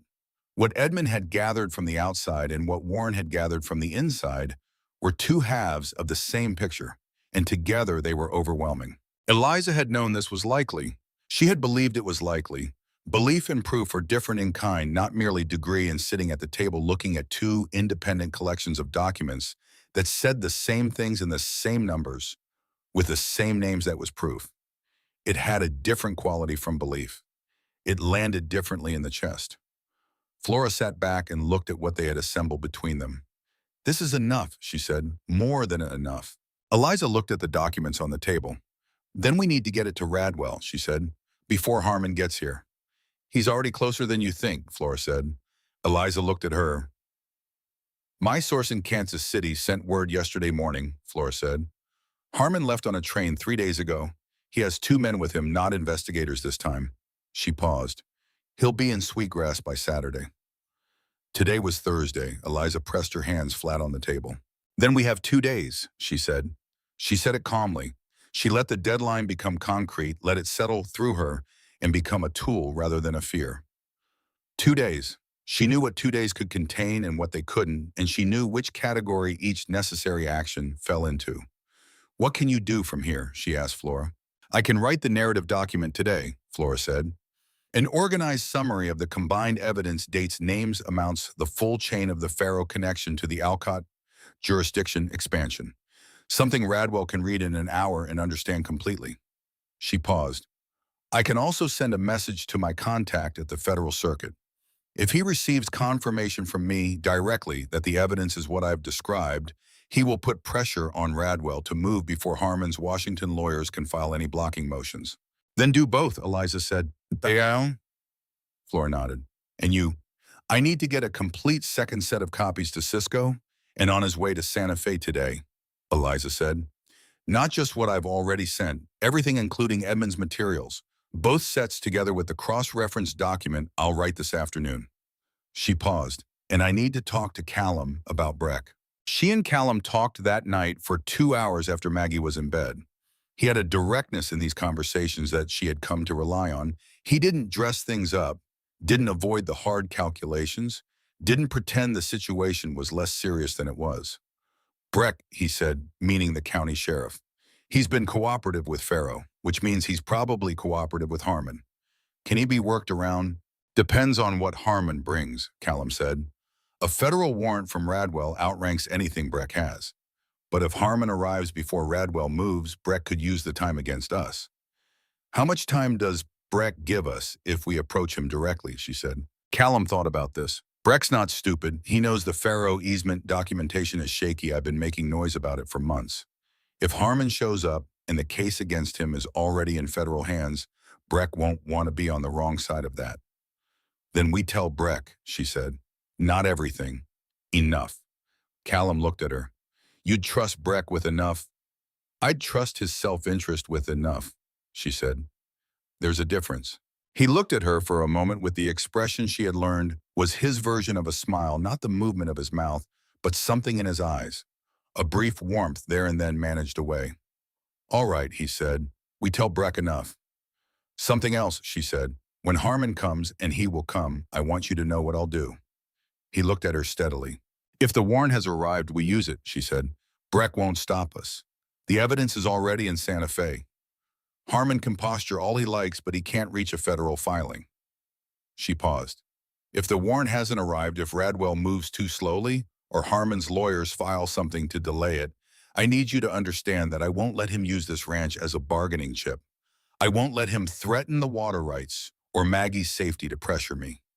"Meaning," Callum said. "Meaning if it comes to it, I'll meet him in town, on neutral ground. I'll face him there and tell him directly that everything is already in Radwell's hands, and the only thing left is for the process to complete, that there is nothing he can do to me that will undo what's already been done." She looked at the table. "I'd rather that conversation happen in Sweetgrass than on your property." Callum was quiet for a moment. "That's not going to happen," he said. "Callum, I mean, he's not going to get within talking distance of you without me present," he said. "That's not a debate I'm willing to have." He paused. "I understand what you're doing. You're managing the situation, finding the angle. I've watched you do it for 3 weeks, and I think it's one of the most remarkable things I've ever watched a person do." He paused again. "But there are situations where finding the angle means you end up carrying everything yourself. I'm not going to let that happen." The kitchen was quiet for a long moment. "I'm not used to that," she said. "I know," he said. "I'm telling you anyway." She looked at him for a long time, at the face that was weathered and careful, and she permitted herself to see this now genuinely decent, in the specific unglamorous way that genuine decency actually works, not loudly, not dramatically, but steadily day after day in small decisions made when no one is watching. He had not placed himself between her and the situation as a performance of protection. He had done it the way he checked the water barrel before coming inside at night, because that was what needed to be done, and that was who he was. "Thank you," she said. He nodded once. He picked up his hat. "I'm going to check the north fence before it gets too dark," he said. "You should eat something." She almost laughed. "You're going to check the fence right now." "I'm worried about the fence, and I'm worried about you," he said. "The fence, at least I can do something about tonight." He went out. She sat at the kitchen table and thought about a man going to check his fence in the cold, because that was what needed to be done, and that was who he was, and she thought, "I am in very serious trouble here, and I would not trade it for anything." Maggie knew something was happening. She was 11 years old, and she had her father's particular gift for reading the temperature of a room, and she had spent 3 weeks watching Eliza with serious, comprehensive attention. On the night before Harmon was due to arrive, she came to the kitchen doorway in her nightgown, with her arms crossed in the posture that meant she was preparing to ask a question she was not certain she had the right to ask. "Is something bad coming?" she said. Eliza looked up from the papers. She thought about how to answer this. She had spent 3 years being managed by someone who answered every difficult question with something smooth and untrue, and she had learned from the inside out how much that costs, not just to the person being managed, but to the relationship, to the trust, to the sense that truth is something anyone is willing to say out loud. She was not going to do that to Maggie. "A difficult situation is coming," she said. "Not dangerous, not in a way that means anyone's going to be hurt. But a man is coming who is going to try to take me away from here, and I'm going to make sure he can't." Maggie stood in the doorway and absorbed this. "Is he the one you ran from?" she said. Eliza met her eyes steadily. "Yes." "And you're not going to run again?" "No," Eliza said. "I'm done running." Maggie thought about this with the serious, careful thinking face that looked so much like Callum's. It sometimes caught Eliza completely off guard, that particular quality of a person giving a question the full weight it deserved. "What are we going to do?" she said. Eliza noted the "we" without remarking on it.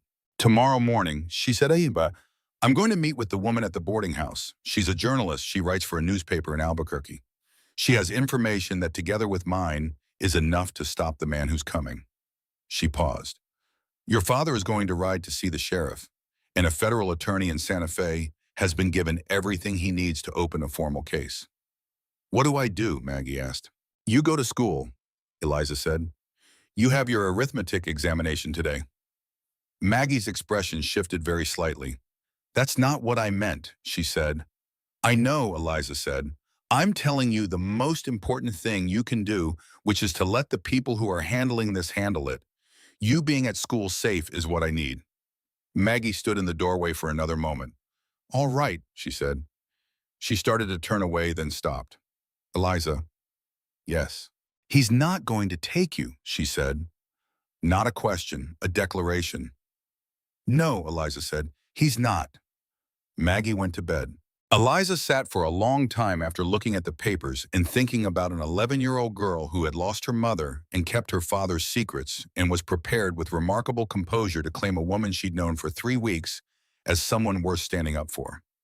She had not expected to be claimed. She had not thought to want it.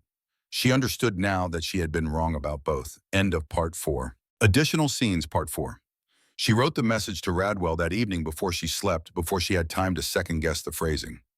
She had been composing it in her head for 3 days, which was long enough. Longer than that, and the language stopped improving and started calcifying, and a calcified letter to a federal attorney was not what the situation required. She wrote it at the kitchen table after Callum had gone to check the horses, and Maggie was asleep, and she wrote it in the plain, direct language her father had used when documenting a disputed survey. State what you know, state why you know him. It's state what you need to happen next, and do not use more words than the situation requires. She had been trained to speak plainly by a man who spent his life cutting through language to the truth underneath it. She was grateful for that training in ways she had not been permitted to say so during the marriage, because gratitude for the people who had shaped her was another thing Warren had found complicated. She signed it Eliza Crane and sealed it and set it on the kitchen shelf beside the iron box. Then she sat at the table for a moment longer, looking at the lamp. She thought about what she was doing, not just the letter, the whole of it. She thought about the shape of the past 7 months from a distance, the way you can only see a landscape's full shape once you've climbed high enough above it. She had been so close to it, in the middle of it, running through it, that she had not always been able to see it clearly. Now sitting in the kitchen of a house that had become, without her quite realizing it, a place where she could think she could see it. She had been running. That was true. She had been afraid. That was also true. She had made the best decisions available to her under difficult circumstances with incomplete information, and she had made some of them well and some of them less well, and none of them had been cowardly. She could see that now. Looking back from a distance, she could see that the woman who had stood on the Dodge City platform and refused to surrender the box was not a woman who was going to be destroyed by what Harmon Alcott had done. She was a woman who was going to finish what needed finishing. She was almost done. She stood up and put out the lamp and went to bed. Callum came with her to give the letter to Cisco, which had not been discussed and had also not been surprising. He had simply been at the barn when she arrived, and he had fallen into step beside her without comment, and that had been that. They walked to Cisco's place in the early morning dark, the coldest part of the day, the hour before the desert decides to warm, and she gave Cisco the sealed packet, and he looked at her face and said, "Yes, ma'am," without being asked, and was saddled and riding north before the sky had begun to lighten. They walked back in the growing light. "I keep trying to prepare for what it will be like when he comes," she said, "and I keep finding that I can't. Not because I don't know what he'll do, I know roughly what he'll do, but because the last time I saw him was across Warren's grave, and I keep returning to that image when I try to imagine it." "What did he look like?" Callum said. She thought about it honestly. "Composed," she said, "utterly composed. The grief was exactly right, not too much and not too little, and he stood in his black suit, and he looked across that grave at me, and I could see him calculating, registering that I might be a problem, filing me under things to be handled." She paused. "He looked at me the way Warren had looked at me for 3 years, like a variable in an equation he was solving. Something with a value that could be determined and accounted for and then set aside." Callum was quiet for a moment. "And what do you want to look like when he sees you again?" he said. She looked at the road. "Like someone who already finished the equation," she said. He nodded once. The desert was waking up around them, the first birds, the warming air, the sky going from purple to orange over the mesa. She thought about what she had said and thought it was true and was glad to have said it and was glad he had asked the question that produced it. I want him to come here and find that it's already done, she said, that there's nothing left for him to prevent because the preventing is over, that he can threaten and posture and file all the blocking motions his Washington lawyers can produce, but the thing is already in motion and he cannot stop it from where he is. She paused. I want him to understand clearly and without any possible misinterpretation that I was not the variable in his equation. I was the person who solved it. Callum walked beside her in silence. Yes, he said finally. Simply. The way he said things that were simply true and didn't need embellishment. They walked back to the ranch in the early morning light, and the day began the way days at the Hale Ranch had begun to begin: coffee and the accounts and Maggie appearing with her school bag and her serious face and her capacity for assessment, and Callum moving through the practical necessities of the morning with the patient thoroughness of a man who has decided that each day is worth doing correctly regardless of what is coming. She found this privately one of the most stabilizing things she had ever been adjacent to. On the morning before Harmon was due to arrive, she took the iron box down from the shelf and sat with it at the kitchen table one last time. Survey objected briefly from the windowsill, then reconsidered and went back to sleep. She opened the lid and looked at the documents inside, not to review them, not to annotate them further, but simply to see them. She had spent 7 months with these papers. She knew them the way she knew the layout of this kitchen, the rhythm of the evenings, the sound of Callum's boots on the third step from the bottom. They were part of the texture of the last 7 months in the same way those other things were, and she wanted to see them one more time before she let them go. Warren's handwriting on the correspondence careful and precise, the handwriting of a man who had been trained to exactness, and who had brought that exactness to a task that had, in the end, cost him everything. Edmund's red ink circles on the altered filings, the plain insistence of a man who had been patient for a very long time and was now being absolutely clear. Flora's organizing notes in her journalist's shorthand, connecting things across the two collections in the way of someone who has spent years learning to see the shape beneath the surface.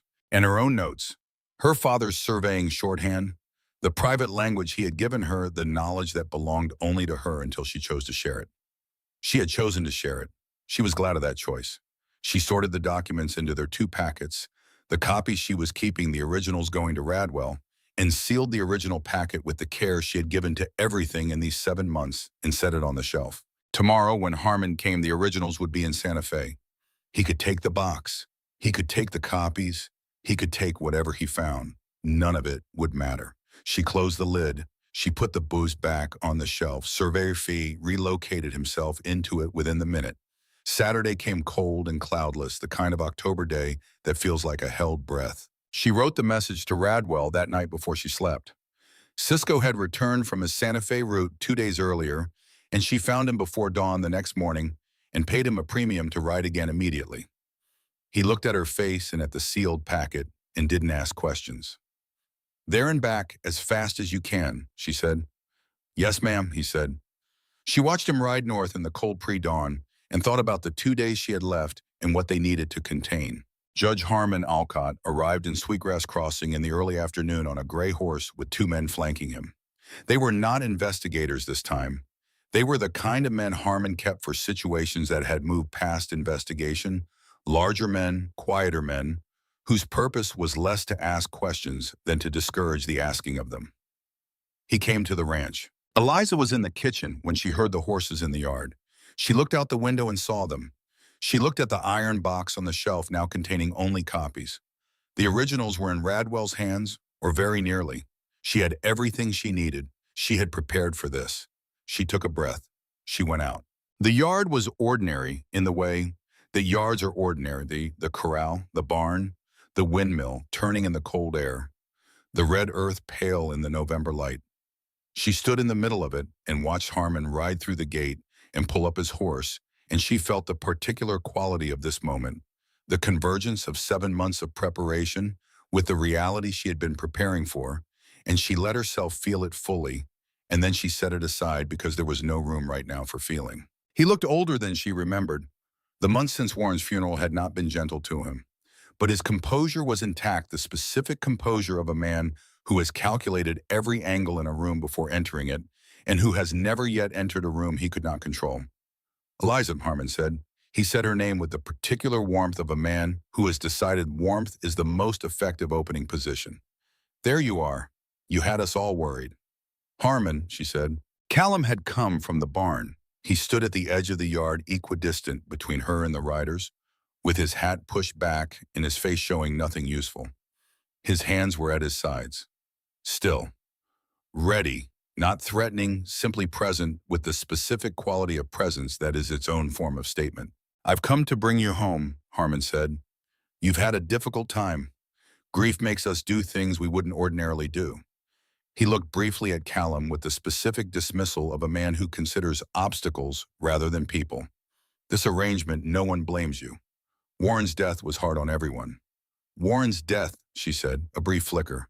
He hadn't expected her to stop him there. Of course, you were in shock. You made a decision that I stand behind, she said. Something hardened in his face. The warmth became its own opposite, not quite cold, but the temperature of quiet authority, the voice of a man accustomed to being the most powerful person in any room. Eliza, his voice changed registers. I have with me a document from the Missouri Circuit requiring you to appear to complete the administration of Warren's estate. There are records that need to be examined, documents that may be relevant to certain proceedings. There are, she agreed pleasantly. They're in Santa Fe. He went very still. They arrived yesterday morning, she said, along with a full account of the trust fund disbursements, the Faro Land Syndicate, payments, the altered survey filings, and a complete history of the territorial jurisdiction expansion you arranged 6 months ago. She watched his face carefully. Federal Attorney Radwell has been in receipt of those materials since approximately yesterday noon. I expect he's had time to read them by now. Harmon stood very still on his gray horse. She watched him recalibrate. She had watched him do this before in courtrooms at dinner tables across open graves. He was a man who was never without a position to retreat to, and she watched him assess his positions now, with the rapid practice assessment of someone who has always had options and is discovering that the options are fewer than they should be. You're making a serious mistake, he said. I've thought about that very carefully, she said. I don't believe I am. He looked at Callum. His eyes made the calculation that men like Harmon always make the assessment of what can be used, what can be pressured, where the leverage is. Your water rights dispute, he said to Callum, the Faro easement is legally filed. Is fraudulently filed, Callum said.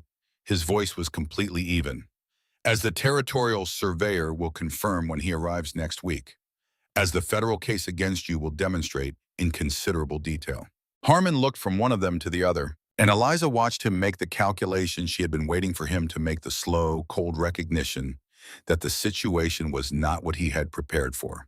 That he had ridden into this yard expecting a frightened woman with a box of papers she didn't know how to use, and found instead a woman who had spent 7 months learning exactly how to use them with a federal attorney already reading, and a man who could not be pressured standing at her side. Sheriff Breck, he said, is aware of the federal investigation, Eliza said. I believe he mentioned it to you this morning. He mentioned it to me this afternoon. A silence that had weight in it. Harmon Alcott looked at her across the yard of the Hale Ranch in the cold November afternoon, with the red mesa behind her and the enormous patient sky overhead. And she looked back at him and she did not look away, and she was not afraid. She thought about Warren pressing the box into her hands in March. She thought about the train platform in Dodge City. She thought about the first evening in this kitchen sitting across from a man she didn't know with an iron box in her lap and a story she wasn't yet ready to tell. She thought about 3 weeks of learning what she had been wrong about and what she had been right about and what was still possible. She thought, I am standing in my yard. This is my yard. He has no authority here. She thought about Edmund Crane surviving Kennesaw Mountain on stubbornness alone, gathering for years in a territory where he officially did not exist, trusting that what he built would be used. She thought it is being used right now. He was right to trust. This isn't finished, Harmon said. No, she said, it isn't, but it's begun, and you cannot stop it from here. He held her gaze for a long moment. Then he turned his horse. She watched him ride out of the yard with his 2 men behind him, and she stood in the cold afternoon and breathed, and Callum came to stand beside her, and did not touch her, and did not say anything, and was simply there, which was, she thought, exactly what she needed. He'll go back and regroup, she said. Probably, Callum said. He'll try to complicate the federal case. He has connections. Probably, Callum said again. This is not over. No, he said, but today it's over. She looked at the gate where Harmon's horse had been. Today it's over, she said. Maggie appeared in the doorway of the house, her serious face tracking them. With a careful assessment, she turned on everything important. Is he gone? She said. For now, Callum said. Maggie looked from her father to Eliza and back. Good, she said, and went back inside. Eliza stood in the yard and looked at the mesa going dark against the sky, and she thought about the iron box on the kitchen shelf and Flora Ames writing at the boarding house table, and Cisco somewhere on the road to Santa Fe, and the letter Warren had written her that she had read once and folded carefully and would need to read many more times before she understood all of what it meant. She thought about hope and whether what she was feeling now was the same hope she had felt 3 weeks ago or something larger. She thought it might be something considerably larger. The weeks after Harmon's departure had the particular quality of an aftermath. Not peace exactly, but the absence of immediate danger, which is its own form of rest. The air in the house was different. She noticed it in Maggie first, a loosening around the shoulders, a return of the humming. The girl did her schoolwork at the kitchen table now. Instead of retreating to her room, and the humming was always something incomplete, always something invented on the spot, and Callum would hear it from across the house and turn toward the sound the way a man turns toward a fire. Unconsciously, because it was warm and the alternative was dark, Eliza permitted herself no similar loosening. She knew better. 4 days after Harmon left, Radwell wrote from Santa Fe. The federal case was open. The materials had been received and reviewed and were, Radwell wrote, among the most complete and carefully organized evidentiary packages he had encountered in 22 years of federal practice. He also wrote, Alcott has retained counsel in Washington. This will take time and he will contest every step. Do not relax your vigilance. She read it twice, folded it, and filed it in her traveling bag under things she knew. She told Callum that evening at the kitchen table. He listened completely. How long, he said. Months, she said. Maybe longer. He'll find procedural ways to slow it. He always has. But it's open. It's open, she said. It's in federal hands, and it's open, and Harmon cannot close it from here. He nodded. He was quiet for a moment. Then, all right. She had learned by now what that meant. It was not resignation. It was not defeat. It was the particular response of a man who had spent 11 years absorbing bad news about the water rights, who had learned to take the shape of a thing in and then set it in the proper place, and then get up the next morning and do what the morning required. She found it privately one of the most useful qualities she had ever encountered in a person. Harmon's territorial jurisdiction over New Mexico was suspended pending review. The Faro Land Syndicate's January enforcement claim went into immediate limbo. The territorial surveyor was due the following Tuesday. Callum said nothing when she told him, but she watched something happen in the set of his shoulders, a fraction of a degree of relief so carefully contained, she would have missed it if she hadn't been paying very close attention to the exact architecture of how he carried difficulty. She had been paying very close attention. The surveyor arrived on a gray Tuesday morning. His name was Garland.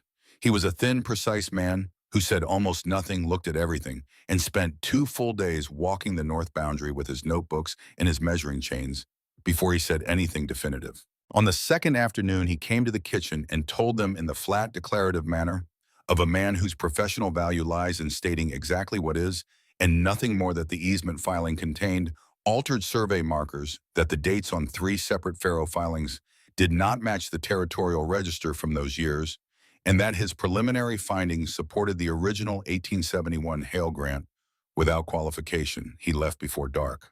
Callum stood in the kitchen doorway after the sound of hoofbeats faded and looked at the North Ridge line, visible through the window over the sink, catching the last flat November light. He did not say anything for almost a full minute. Eliza stood beside him and said nothing either.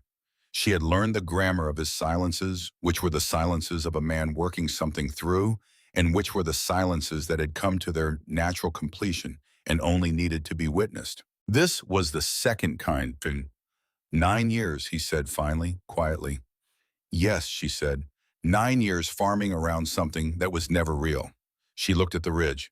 It was real enough to cost you 9 years, she said. The harm was real. It always is when someone lies on a filing. The land doesn't know it was a lie. The grass didn't grow any better because the document was fraudulent. He turned and looked at her.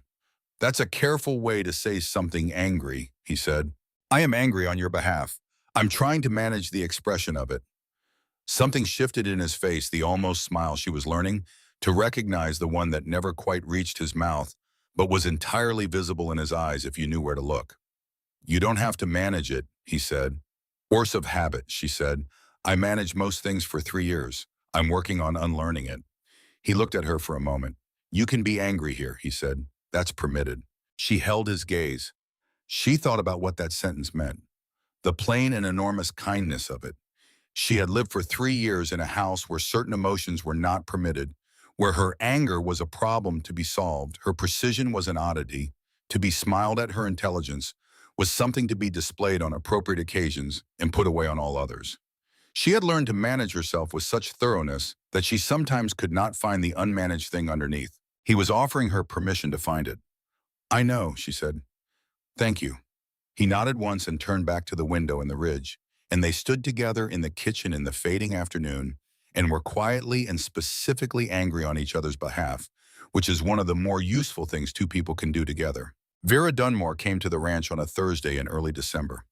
She came without her apron, just herself, a woman in a good traveling coat, with her hair pinned up and her hands free, not carrying anything for the household. I'm going to Denver, she said. My sister married a man there. She's been asking me to come for 2 years, and I've been finding reasons to stay. And I think it's time to stop finding reasons. Eliza looked at her.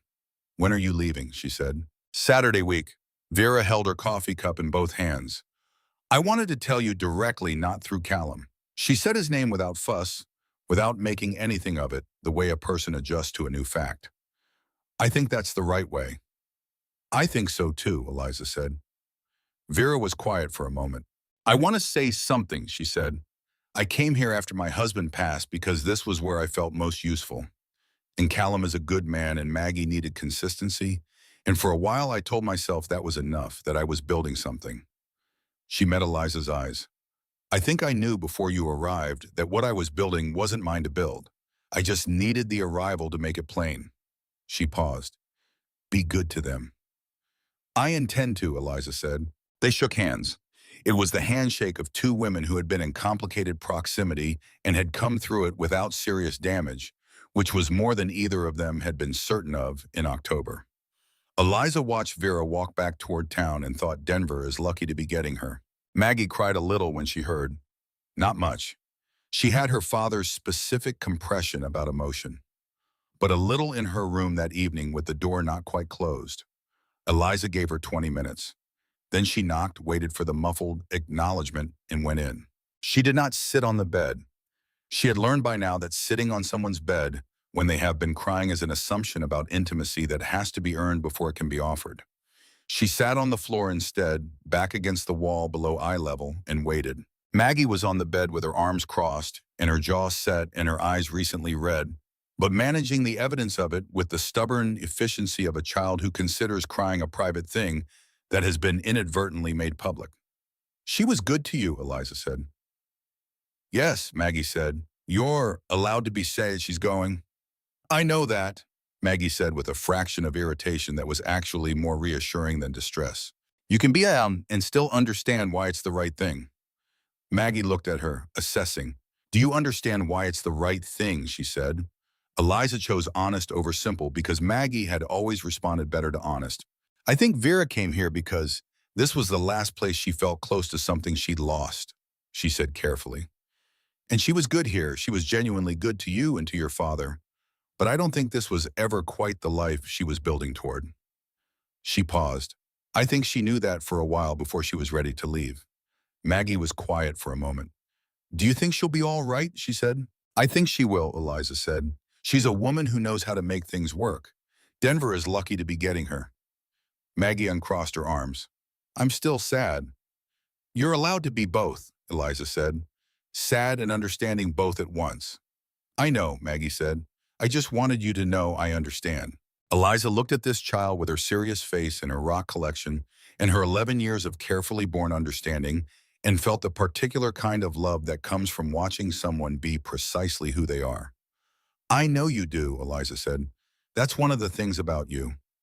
Maggie looked at her. Something moved in her face, the small adjustment of a child receiving something she has been wanting without having known how to ask for it. She didn't say anything, but she didn't ask Eliza to leave. They sat together for another half hour.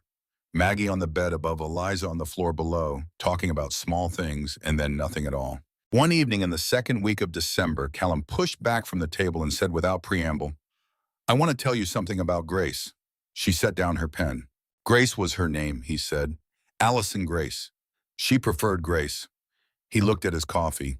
I told Maggie her mother was called Allison, which was the name on the church register. I told her that because Grace felt like something she had taken with her when she left. So I gave Maggie the formal name and kept the other one. He was quiet for a moment. I'm telling you now because I think I'm done keeping it.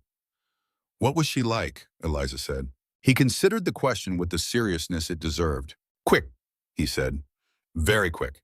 She would have a thought and speak it before she'd finish thinking it, and sometimes the thought was brilliant, and sometimes it was half-built, but you never had to wait to know what she was thinking. He looked at his hands. I loved that about her at first. It was everything I wasn't. I was slow and deliberate, and she was like something that happened fast and real and didn't apologize for it. He paused. The ranch was wrong for her from the beginning. I knew it. I believed she would adapt.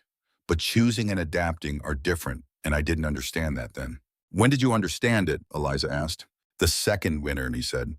She told me she felt like she was disappearing, that the silence was a physical weight, that she couldn't breathe in a place where the same 20 square miles were all that existed. He looked at the table. I kept making things the third outbuilding, the new roof, because making things was how I showed I cared about the life we were building. I didn't understand until too late that she didn't need another outbuilding. She needed a city. And Maggie, Eliza said. Maggie was 4, he said. Grace offered to take her. I said no. He looked up. She didn't fight it. Maggie, as she has always been, more mine than Grace's in the way that children sometimes land more thoroughly in one parent than the other. He looked at the table. I told people she died because I was ashamed. Not of her, of myself, of having failed at something so completely that the honest answer was worse than the lie. He exhaled slowly. I've been carrying that a long time. Eliza looked at him. When are you going to tell Maggie? She said. I was thinking. He said that I might tell her this week. I think she already knows more than you think she does, Eliza said. I think so too, he said. She's been managing me about it for 2 years. I just didn't know that was what she was doing until you said it. She looked at the lamp. What you just told me, she said. About Grace, about the second winter, about the outbuilding, instead of the city, that was an honest account of what happened without making it anyone's fault and without making yourself the hero of a story where you were actually just a person who made a mistake and then another mistake trying to cover it. She paused. If you tell Maggie that the actual version, not the performed version, she'll understand. She understands most things. He was quiet for a long time. I wasn't sure, he said finally, when you said you wanted to stay, whether you meant it in the practical sense or in the other sense. She looked at him carefully. In the other sense, she said. Something shifted in his expression. He looked at the table and then at her, and then at the table again, and she watched him do the things she had observed him do 100 times, the careful approach to the true statement by way of the approximate one, trusting her to be paying attention. You're the first person in a long time, he said, who I wanted to tell things to, not because I had to or because it was practical, because telling you made the things feel different afterward, more settled, like they were in the right place at last. Settled is a fine word, she said. He looked at her. I'm not going to be easy to be with, he said. I know that. I'm slow and I manage myself too much, and I'm not quick with words or gestures. I know you're not quick, she said. I've been watching you manage yourself since October. It's one of the things about you. Is that a problem? She looked at him for a long moment. She thought about what quick had looked like from the inside, Warren's quick intelligence. Warren's quick responses, the quick, tidy management of everything she said or did that had turned her into an accessory instead of a person. No, she said. Slow is exactly right. Slow I know how to trust. He held her gaze. Something passed between them that was not quite anything yet, but was very clearly the beginning of something. Not dramatic, not declared. Simply the acknowledgement by two careful people who had been moving in a direction and had now confirmed they were moving in the same one. "All right," he said. "All right," she said.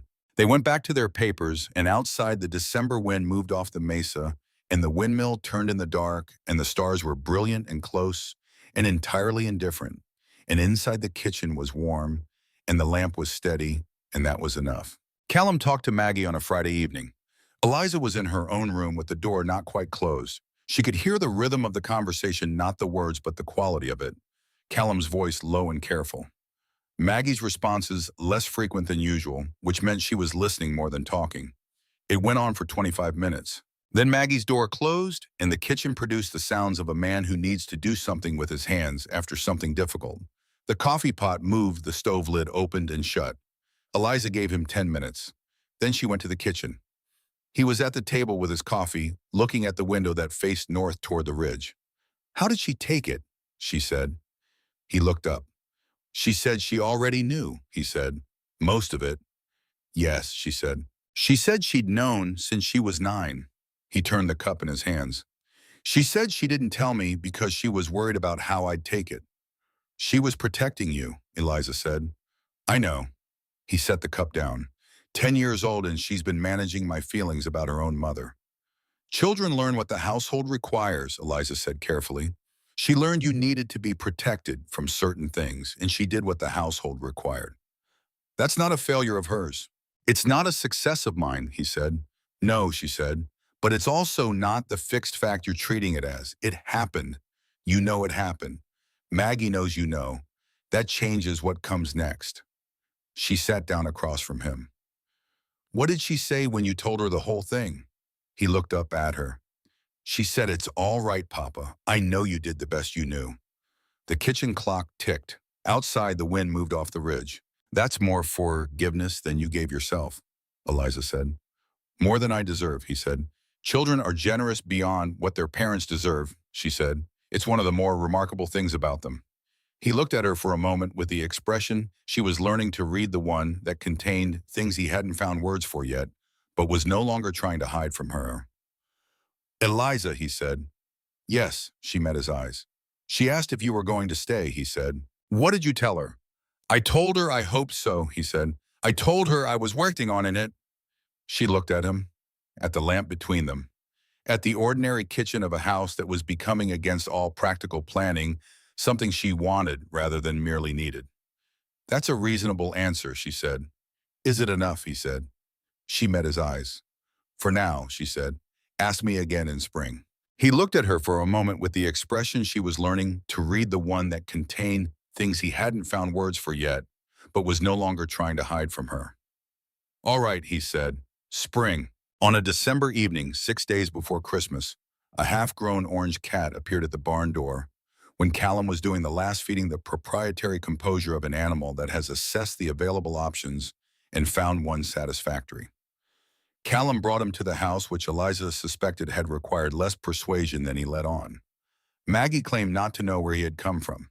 Eliza looked at Maggie's carefully neutral expression and concluded privately that the cat had been obtained through some arrangement with a classmate whose barn cat had recently produced a litter. She also concluded that an 11-year-old who had spent 2 years quietly managing the emotional weather of a grieving household was probably entitled to acquire a cat through whatever practical means she found available. She said nothing about the cat's origins. Callum, who had arrived at the same conclusion by the faster route of having known Maggie for 11 years, also said nothing. Maggie named him Survey, she said, after the territorial surveyor, because he had a very precise way of looking at things. Eliza laughed at that quickly from somewhere genuine, and Maggie looked pleased, and Callum looked at both of them with the expression she was learning to recognize as his version of happiness, quiet and contained and entirely real, not theatrical, not performed for anyone, just present the way warmth is present in a room with a good fire. Survey confirmed his name's aptness by surveying the entire house within 3 hours, designating the kitchen windowsill as his primary territory and the iron box on the shelf as his secondary territory, which he claimed by climbing inside it and going to sleep with the completeness of a creature who has made his decision and considers the matter closed. The formal Schwader rights ruling came on a Thursday in late February, 12 pages of precise legal language. It resolved without ambiguity or qualification that the Faro Land Syndicate's easement filing had been executed with fraudulently altered documentation, that the survey markers had been duplicated and incorrectly registered, and that the North Spring water rights belonged to the Hale property under the original 1871 territorial grant without interruption or qualification. The conclusion was final, not subject to appeal within the territorial system. Callum read it at the kitchen table on a Thursday morning while Maggie was at school and the coffee was still hot and Survey was doing his morning arrangement of himself on the windowsill. He read it all the way through once.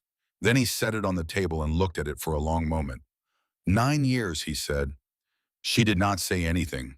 She let him have the silence. 9 years of farming around it, he said, keeping the south pasture light because I wasn't certain what rights held up north.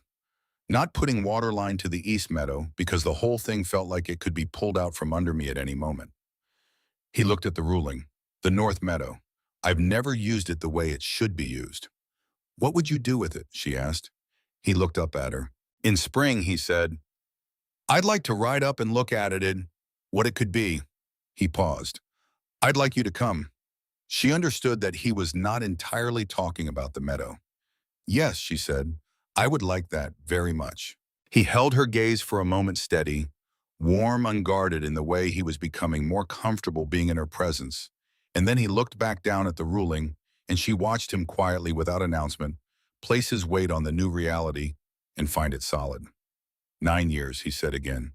Not with bitterness, with the particular exhale of a man who has been braced for a very long time and is finally carefully allowing himself to let his shoulders down. The formal federal charges against Judge Harmon Alcott were filed on a Tuesday in the first week of April. 18 counts across 3 territories: fraud, bribery, theft from a public trust conspiracy to falsify official court documents, and the manipulation of territorial judicial appointments for personal financial benefit. Breck came to the ranch the next morning. She heard the horses in the yard and came out to find him standing at the gate with his hat in his hands. He looked like someone carrying something he was glad to set down. Ma'am, he said, I wanted to tell you personally. The charges are filed. The county's position on the Faro water rights is formally resolved. Any future dispute goes through the territorial court. He paused. Not the circuit. Thank you, Sheriff, she said. He turned his hat twice in his hands. I should tell you, I knew the Faro situation wasn't right. I knew it for 2 years. I didn't know how far it went, but I knew the easement documentation had problems. He met her eyes. I should have moved sooner. She looked at him for a moment. You moved when you could, she said. That's what matters now. He nodded. He put his hat back on.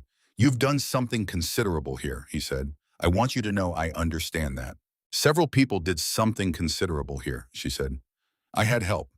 He went. She stood in the yard after the sound of his horse faded and looked at the outbuildings and the corral and the windmill turning in the April morning.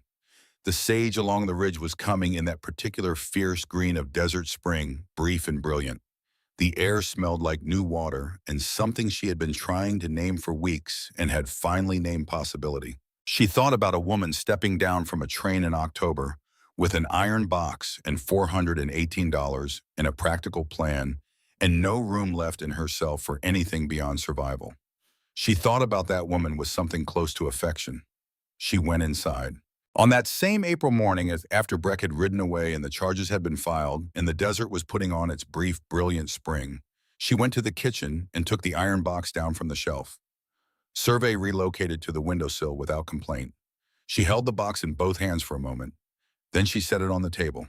She sat down. She looked at it. She opened the lid. Inside, nothing. Empty. An echo of what had been. She had expected this. She had been the one who emptied it. And still the sight of it produced something she had not quite anticipated. Not grief. Not relief. Something between the two. The feeling of a weight you have carried so long that when it is lifted, you are not simply lighter, but also uncertain of your own balance. She sat with that for a moment, Then she thought about all the things that had come from the box. Not just the evidence, not just the federal case and the water rights ruling, and Harmon's 18 counts. She thought about the letter Warren had written. "I hope it gives you freedom," he had written. She thought about Edmund Crane gathering for 3 years from outside while Warren gathered from inside. She thought about Flora Ames at the boarding house table in November. She thought about Maggie saying "we" without even noticing she'd said it. She thought about all of it, and she understood that the box had not merely contained evidence. It had contained everything that came after opening it. Callum came in from checking the horses. He saw her at the table with the open box in front of her. He came and stood beside her without speaking, not filling space with words, but filling it with presence, which was something different and better. They looked at the empty box together. "It's just a box now," she said. "Yes," he said. "When we make this official," she said. She had not said it directly before. She said it now because she was done with imprecision in important matters. "When we file the papers and make the legal arrangement formal, I think I'd like Maggie to have the option of Crane as a middle name.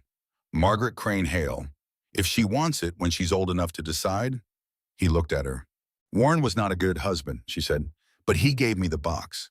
And the boss gave me the case. And the case gave me this, and I don't want to erase him entirely. I want to place him correctly. In the right size place. Not more than he was, but not less than what he actually did." Callum was quiet for a moment. "That seems right," he said. "I'll ask Maggie." "She'll have opinions," Eliza said. "She always does," he said, and something in his voice was warm with it. She looked at the empty box on the table. She thought about placing it back on the shelf where Survey could have his sleeping spot undisturbed. She closed the lid. She set the box back on the shelf at the far end. Callum reached past her and straightened it slightly on the shelf, a small gesture. Entirely him. She turned and leaned against his chest, and he put his arm around her, and they stood at the kitchen shelf in the lamplight and looked at the empty box, which was no longer the center of anything. "The charges will take years to fully resolve," she said. "Yes. Harmon will appeal every finding. Probably. There will be hard days." He held her a little more firmly. "There will be, he said, "and we'll work through them." She looked at the window facing east, which was dark now, but would show her morning in a few hours the specific light she had come to think of as simply the beginning of the day. "We will," she said. They stood together in the quiet kitchen of a house that was warm and settled into its nighttime configuration, and outside the wind moved off the Cimarron Ridge and turned the windmill in the dark, and the stars came out over the mesa, enormous and indifferent and brilliant. The same stars she had watched from the train window in October, which had seemed then like things belonging to some other existence, and which seemed now like the sky she lived under. The lamp was lit. The house was warm. Survey shifted in the iron box on the shelf, adjusted himself, and went back to sleep with the thoroughness of a creature who has made his permanent decision about where he belongs. She was home. She had been running toward this since March without knowing what it was running from, what she knew running towards something she hadn't been permitted to name even to herself. She had carried the box all the way to the Cimarron Ridge and set it down and discovered in the setting down that what she had been protecting was not only evidence. She had been protecting the possibility of this, and she had arrived. In the spring, they rode up to the North Meadow again, all three of them this time, Callum and Eliza and Maggie, on her small Pinto. The sage was in full bloom along the ridge trail. The sky was that deep, unambiguous blue that has no equivalent in flat country light, the blue of altitude and open space and a sky that goes on without interruption until it becomes something else entirely. The meadow was greener than it had been in April. The grass had come in along the full length of the spring, new and thick, and the cottonwood stand was full-leafed, shaking silver in the late morning breeze. Maggie ran ahead to crouch at the water's edge, her boots very close to getting wet, which was traditional, and Callum walked to the section of the east face where the fence work had been started and stood looking at it with the particular expression of a man assessing the progress of a thing he has planned for a very long time. Eliza came and stood beside him. "The east line should be done by end of June," he said. "Tomas's cousin works fast." "He does," she said. "I checked the posts last Thursday. The footings are solid." He looked at her. "You checked the posts." "I like to know the state of things," she said.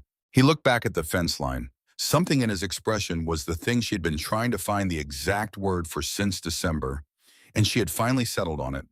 It was the expression of a man who has been alone for a very long time and has discovered almost accidentally that he is not alone anymore, and who has not yet finished understanding what that means, but finds it entirely good.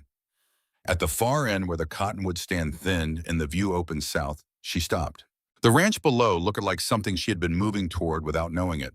The same careful, maintained intention she had seen from Okafor's wagon on her first October afternoon, the mended fencing, the orderly outbuildings, the windmill turning, with the patient steadiness of a thing built to last.